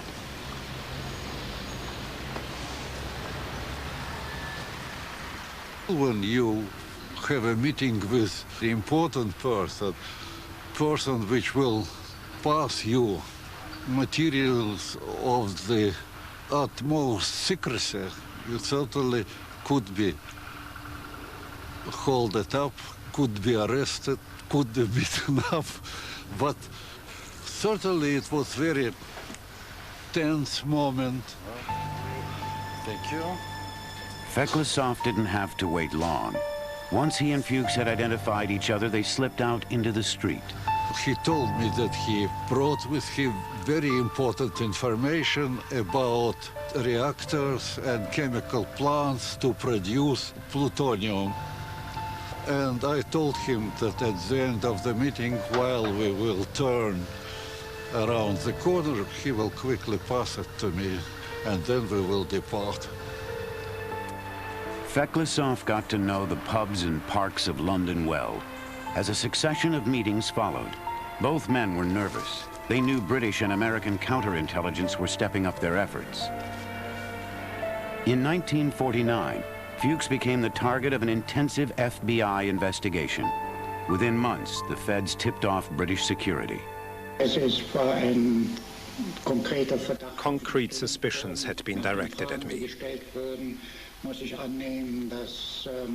From the questions that were asked, I had to assume that the material I had passed on from New York, that some kind of information about it had reached the American authorities. And then came the day when the deputy director, Dr. Skinner, a very close personal friend, said to me, "Klaus, accusations have been made against you. If you can assure us there's nothing in them, we'll stand by you to a man and fight it through with you to the end." I simply wasn't equal to that. As someone involved with intelligence, I should have been delighted. But as a human being, I was suddenly struck by the human relations aspect. The fact that one can feel such a close bond with one's friends, that they can place such trust in one. And that was the moment I betrayed myself. British security arrested Fuchs on February 2nd, 1950. His old friend and mentor Rudolf Piles, a fellow refugee from Nazi Germany, went to visit him in jail. When I said that I found it hard to believe that he accepted all the orthodoxy of Marxism and so on, and of the Soviet regime, he said, well, you must remember what I went through as a young man in Germany. But also it was always my intention, when I had helped the Russians to take over everything, then I would get up and tell them what was wrong with their system. It seems to me a fantastic arrogance and naivety. He was prepared to meet death. And when he was later arrested, he expected that he would be executed. Technically, though, the Soviet Union had not been an enemy of England during much of the time he was spying, so Fuchs received only a 14-year sentence. Dismayed at the loss of a top spy, Alexander Feklisov slipped back to Moscow. In a series of dawn raids, FBI agents swooped down on communists indicted on charges of advocating the violent overthrow of the government. In the U.S., Fuchs' arrest fueled the growing paranoia about communism. There is no doubt as to where a real communist loyalty rests. Their allegiance is to Russia, not the United States. FBI Director Hoover asked for funds to hire 300 more special agents as suspicion and accusation reached a feverish pitch. Meanwhile, the Soviets were urgently working towards a more practical weapon, one that could actually target the enemy. In 1951, Oleg Kiryushkin was given a special assignment to navigate the Tupolev 4 for the Soviets' first airdrop of an atomic bomb. It was October the 19th, 1951. The test center chief called us together and said, "Comrades, today you're making an important test flight." Fine. We lined up to get the final briefing from the Deputy Minister of the Interior.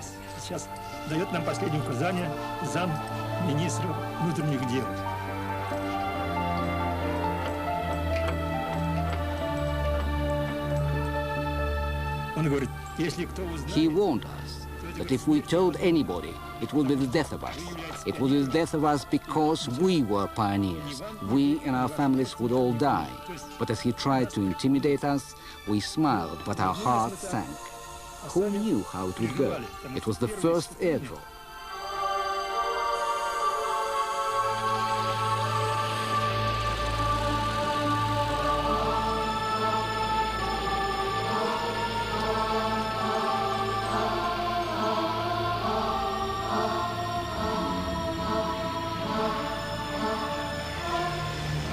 The plane headed out towards the same test site in Kazakhstan where the first red bomb had been exploded 2 years earlier. How would the plane behave after the explosion? What would we feel like ourselves?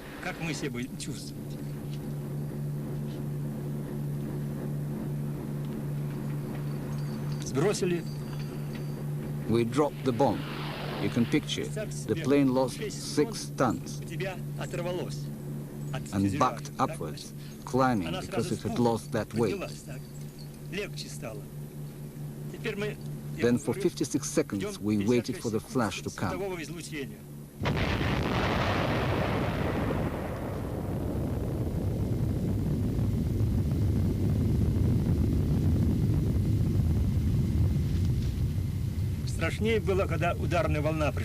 It was worse when the shock wave hit.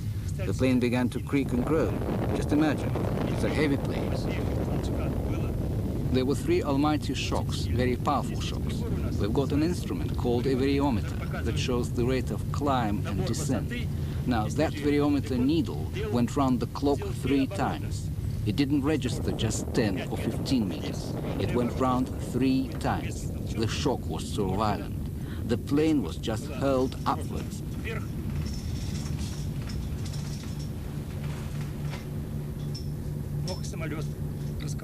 The plane could have broken up or caught fire from the flash. We were relieved and happy to make it safely back to base.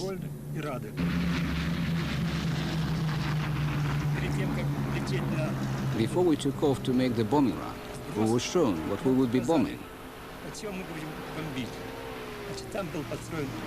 A factory had been built there, and a railway station, an airport.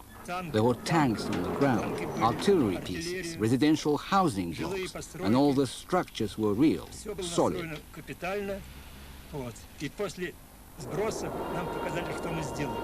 And after we dropped the bomb, we were shown what we had done. Everything was destroyed, smashed, demolished. So they were right to claim that the bomb is the most horrible weapon. We were all against it, and we wanted it banned.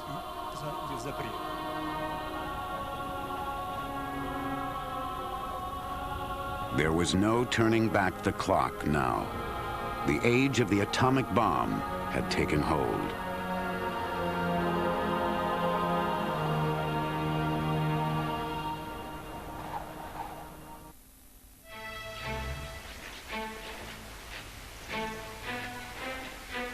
Special armed troops still patrol a network of secret nuclear work centers stretching out over the former Soviet Union. Here at Arzamas 16 is the high-security laboratory where physicists worked designing nuclear weapons for over 40 years. Back in 1950, these work centers were rapidly expanding into cities as thousands of people were drafted in to work on Russia's atomic project. A few years before, physicists had worked under freezing tents with a small staff and little money. Now, nuclear research was top priority, and all the resources of the state were at its command. In propaganda films, life inside atomic cities was portrayed as a happy collective. work together, live together, stay together, and enjoy the rewards.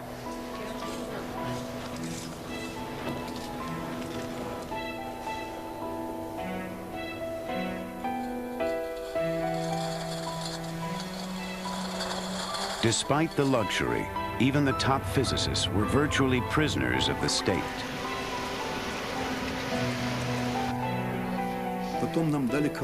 Then they gave us free airline passes. We call them magic carpets, allowing free and unlimited travel on all forms of transport, planes, boats, and trains. But of course, since we weren't allowed out of the city, there wasn't much we could do with them. Lev Altshuler knew the barbed wire was only one way the government kept scientists in check. As a young physicist, he'd made some unguarded comments and was only spared the gulag because he was too good a scientist to lose. The privileged had threats of prison to fear, but for others, the price would be higher. The people of Kazakhstan are among the many citizens who suffered because the Soviet government wanted nuclear parity. The villagers of Dolon live within the fallout zone of the main test site. Their earliest brush with radiation came back in 1949, when the first red bomb was tested. One Soviet general now says that not enough precautions were taken to protect them.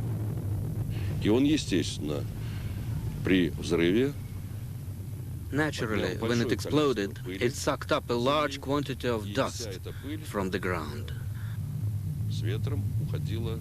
And all this dust was dispersed by the wind, and it settled on the area round about, causing radioactive contamination.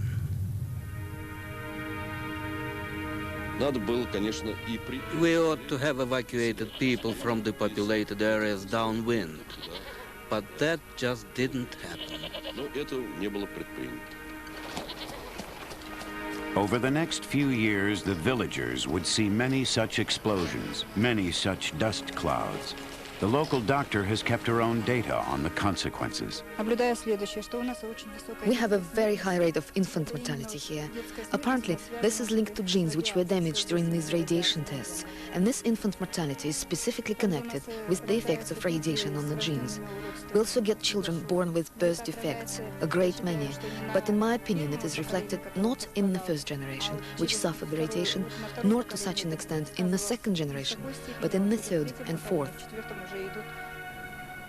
America, meanwhile, was pouring still more money into nuclear research.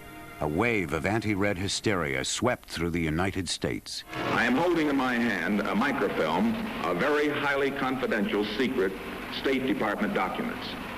These documents were fed out of the State Department over 10 years ago by communists who were employees of that department and who were interested in seeing if these documents were sent to the Soviet Union. In the West, the propaganda war was reaching a crescendo. Are you now, have you ever been a member of the Communist Party? It is perfectly clear to me, gentlemen, that if you continue in this particular fashion, you have only one idea.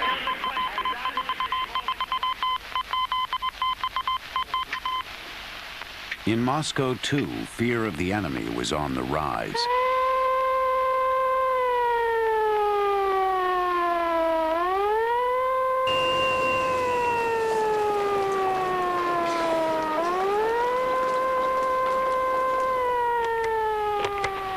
Граждане, воздушная тревога.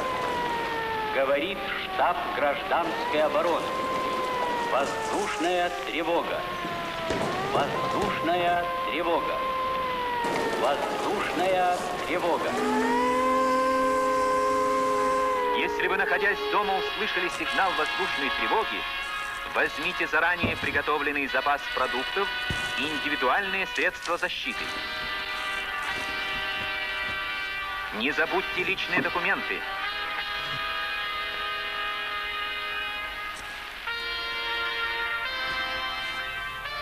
Just as Americans were taught to duck and cover, Muscovites were trained how to survive bombardment in municipal underground shelters. И быстро. Страх, паника, растерянность – ваши главные враги. Они могут погубить вас. Перейти на режим герметизации. Закрыть двери защитных сооружений. Закрыть двери защитных сооружений. Закрыть двери защитных сооружений.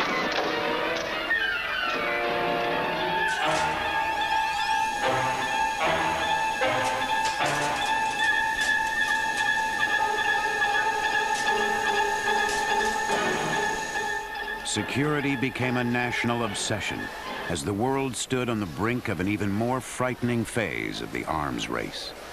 The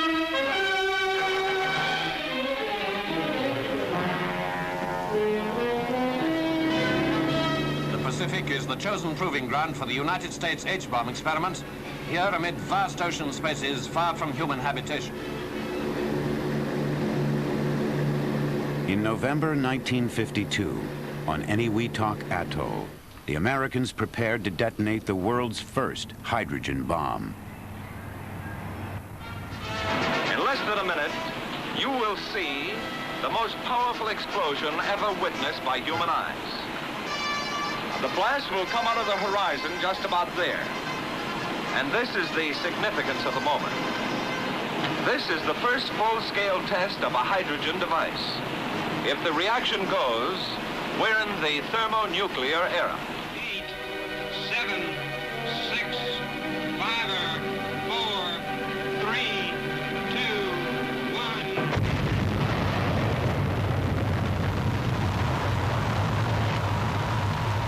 1. The island vaporized before their eyes. The shockwaves of the world's first H-bomb rushed towards the onlookers, and spellbound they watched something never seen before. The blast was 1,000 times more violent than the one that leveled Hiroshima. Still, the bomb was too big to be deployed from a plane. They needed one they could drop over enemy territory. Two new figures were to dominate the race. Edward Teller was leading the American effort. While in Russia, Andrei Sakharov, the wonder boy of science, was right on the heels of Teller's H-bomb team. He and his colleague Yuri Trutnev worked together to build the Soviets' first H-bomb. Многие годы.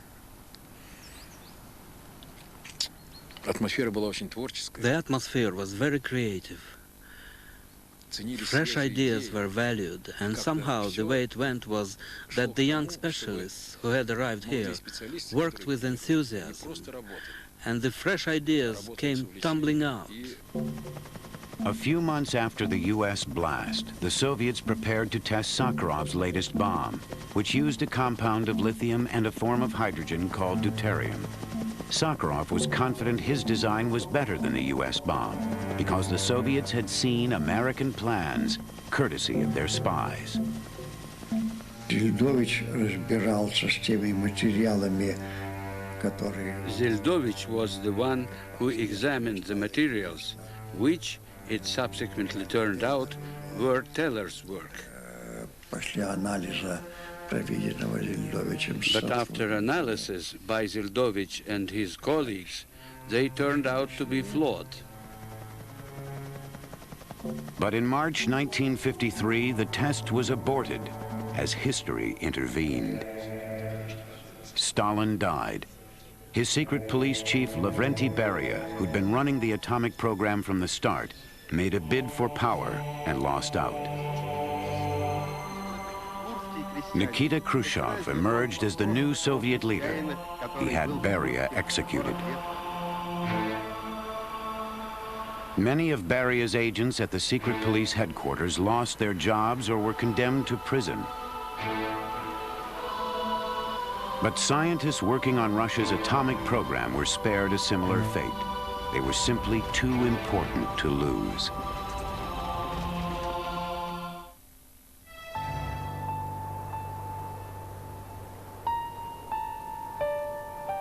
In August 1953, the Soviets gathered at the test site in Kazakhstan to explode their first H-bomb.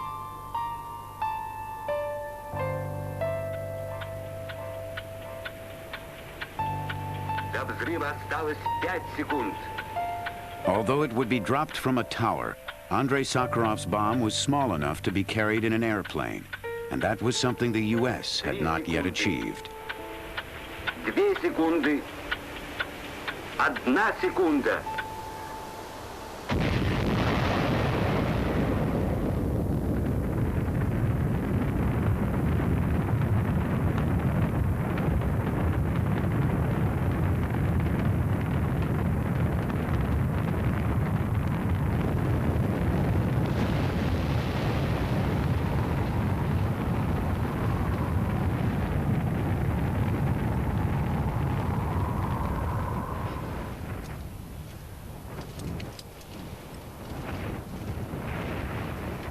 Years ago, Ilya Radugin was a young lieutenant in the Soviet Army. His task had been to build a house to test the bomb's destructive power. He was only a few miles away when the bomb went off, and the house disintegrated. Ну, словами тяжело описать, это надо видеть. It's difficult to put it into words. You have to see it, this crackling sound. You get the impression that the material explodes in 1 or 2 seconds. It's a drawn-out period. The crackling goes on for several tens of seconds. And that has a powerful effect on the nerves, the ears, on everything. And then afterwards comes the shock wave, and then the secondary shock wave. It's all very unpleasant at a short distance. Очень неприятно на близком расстоянии.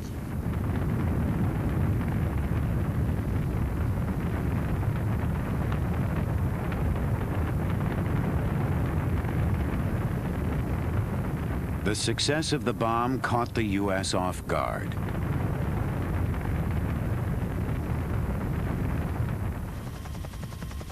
The shock wave of the explosion on those remote plains reverberated all the way to the political corridors of Washington.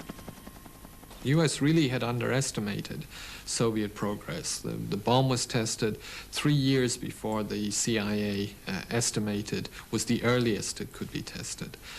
So there was a very unstable and dangerous situation in which you had some people arguing for a preventive war against the Soviet Union before the Soviet Union really developed the capacity to strike with nuclear weapons at the United States. The Russians knew they could only reach targets in Europe and Asia, while America was quickly developing an airplane which could fly undetected all the way into the Soviet Union. Soon the U.S. would have bombers in the air around the clock, loaded with nuclear weapons. Anticipating an attack, the Soviet government began to prepare for a nuclear holocaust. The bridge over the river Ural near the town of Orenburg in central Russia is technically the dividing line between Europe and Asia. In September 1954, these 2 men were privates in a unit of the Red Army stationed nearby.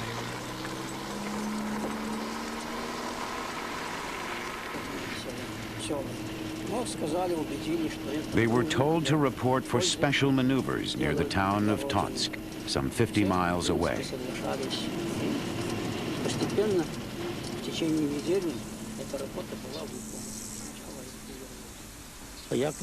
As a young communist leader, I was given the job of organizing preparations. I had to see to it that squad personnel kept strict discipline and to check their morale, because we had to carry out a very important government mission.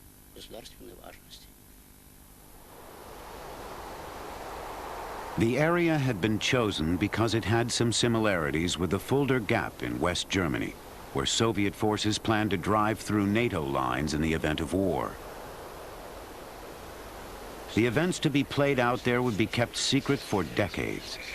The list of participants in the exercise would be suppressed, and this film would be locked in the military archive until the Soviet Union collapsed.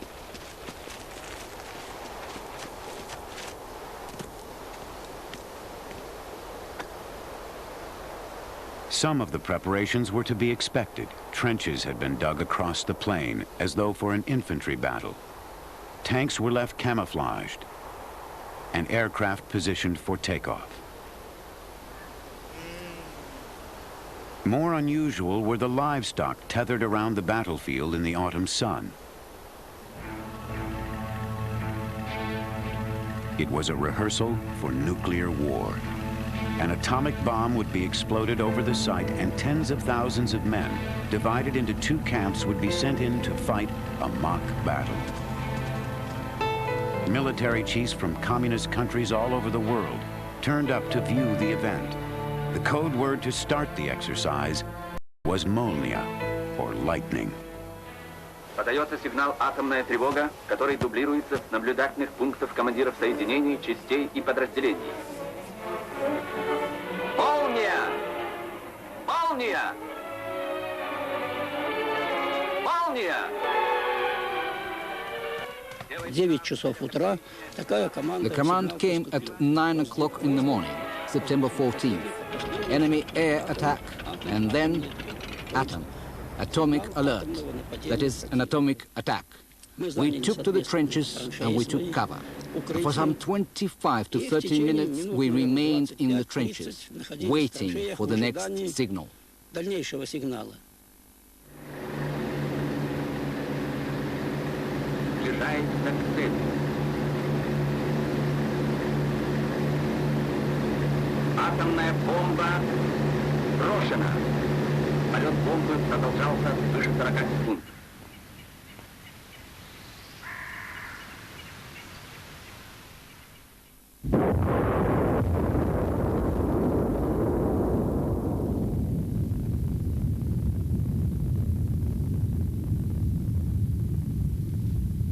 Some of the men had been issued gas masks and visors for protection, but in the heat of the day, many had taken them off. Now I'd fought in the war, and I'd seen explosions of conventional ammunition during the Second World War.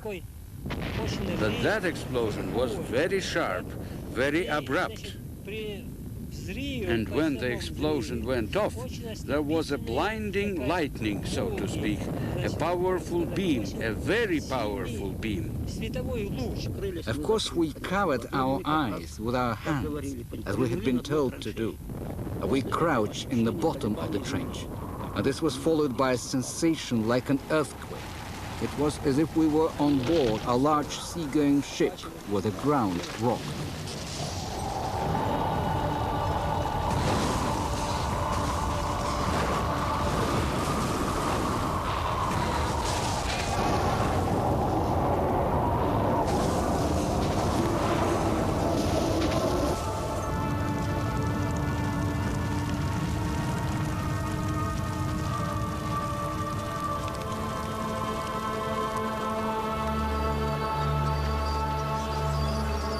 Hours later, the cloud was still rising as the troops were ordered to start their pretend war under its deadly shadow.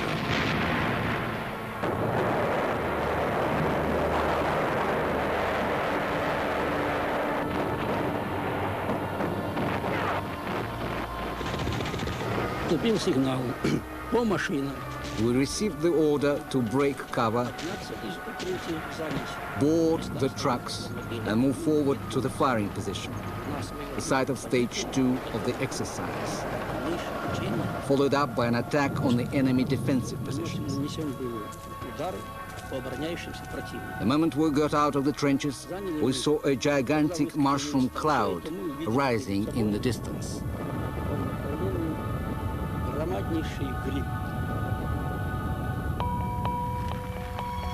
With little protection against radiation, the troops carried out maneuvers for several hours, so the military could see how they tolerated a nuclear attack.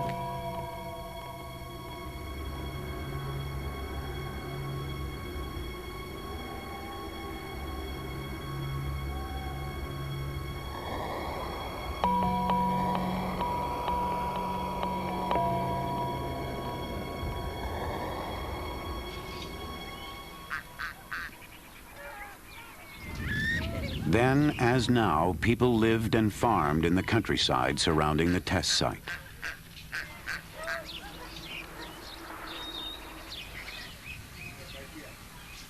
The villagers had been evacuated from their land a few days before the exercise, but were promptly allowed back in.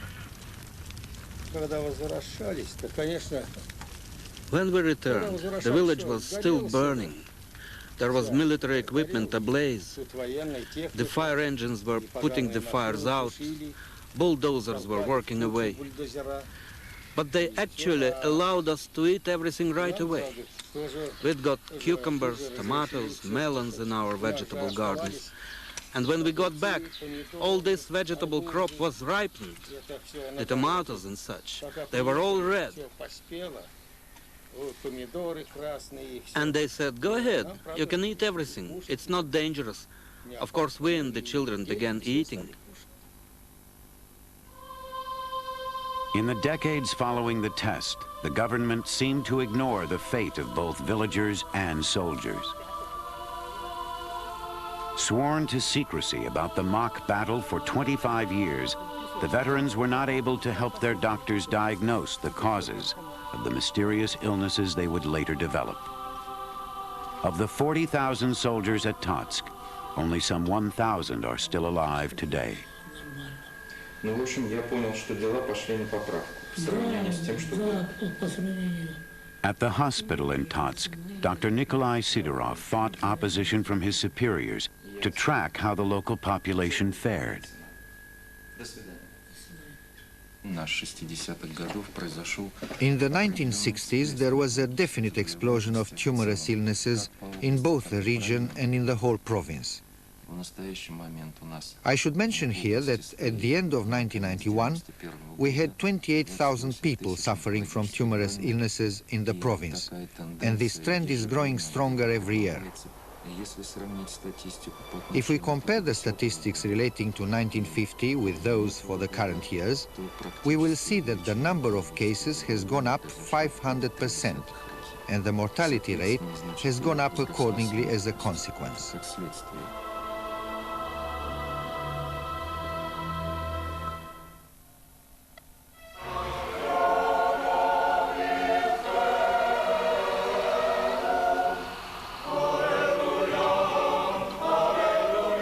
In 1993, there was an unusual reunion in the Czech mining town of Yakimov.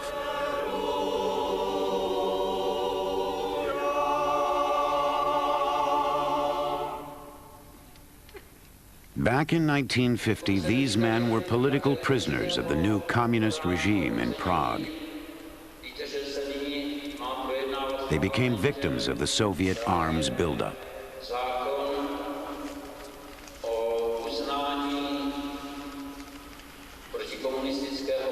Beneath the surface of the bleak countryside, the rock carried seams of the precious uranium Soviets needed to build their bombs. When supplies ran short, political prisoners were drafted in to work the mines. The conditions in the mines are very difficult because there is cold, there is water, there is danger of falling down of fragments of the rock.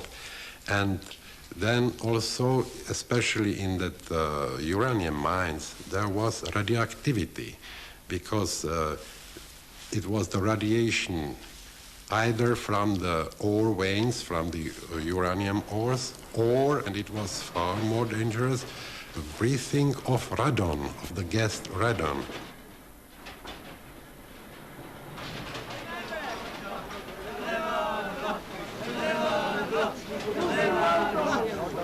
Some of the men at the reunion demonstrated how they were forced to march to work each day, bound together by sharp wire which cut into their flesh.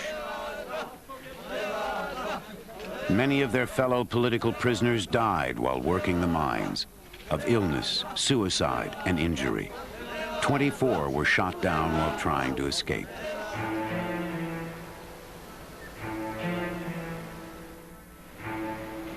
To the Soviets, this human cost was outweighed by the chance to gain nuclear supremacy. With the brilliant Andrei Sakharov still a loyal servant of the arms race, they had someone to lead them blazing into the future. Sakharov racked his brains to see if it was feasible to make a bomb that was more powerful and more efficient.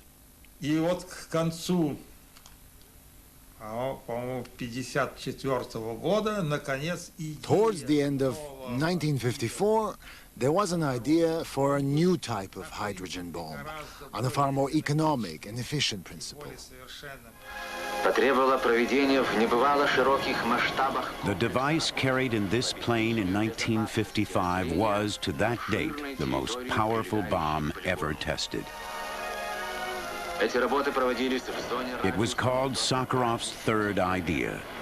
Бомба сброшена. Взрыв. Образовался огромный огненный шар, сила света которого намного ярче солнца. Шар превращается в колоссальный светящийся купол. It should have been a moment of triumph, but for some of the physicists, it was a moment that would haunt them forever.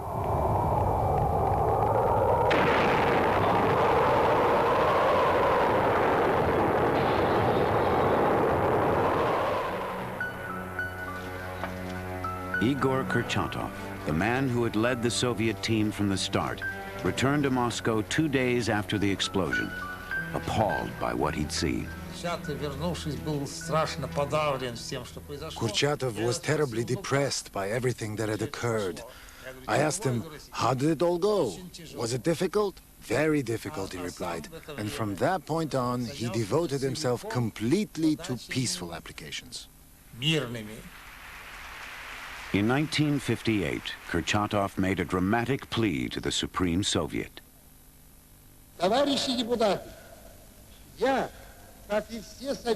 Like all Soviet scientists, I warmly support the government's initiative to ratify the proposal for a unilateral freeze on the testing of all types of nuclear and hydrogen weapons. I am proud of this noble initiative on the part of our government. To the motherland, to our people, to our party, to peace on earth. But what Kurchatov hoped for didn't happen in his lifetime. Instead, the military men on both sides of the arms race devised a policy for peace. It was called MAD, Mutually Assured Destruction. Игорь Васильевич Курчатов был верным сыном коммунистической партии. Kurchatov's longtime friend and colleague, Yuli Hariton, would never stand up publicly and condemn the dangerous work that had taken him a lifetime to perfect. He chose instead to live in isolation and secrecy. Only his closest friends know the toll it has taken on his personality and his life.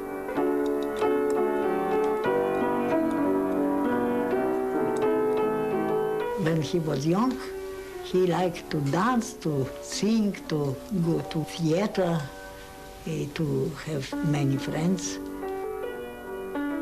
He was interested in beautiful women, but his science was too serious, and this science made him also so serious, because it was all secret, secret, secret.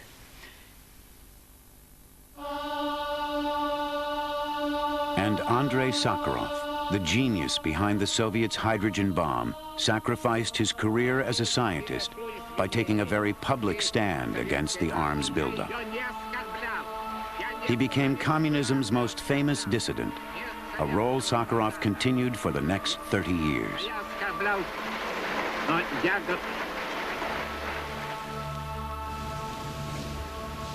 And the communist spy who changed history by passing on America's A-bomb secrets left prison unchanged. Klaus Fuchs died in East Germany in 1988. To the end, he believed he'd acted in the interests of peace on Earth.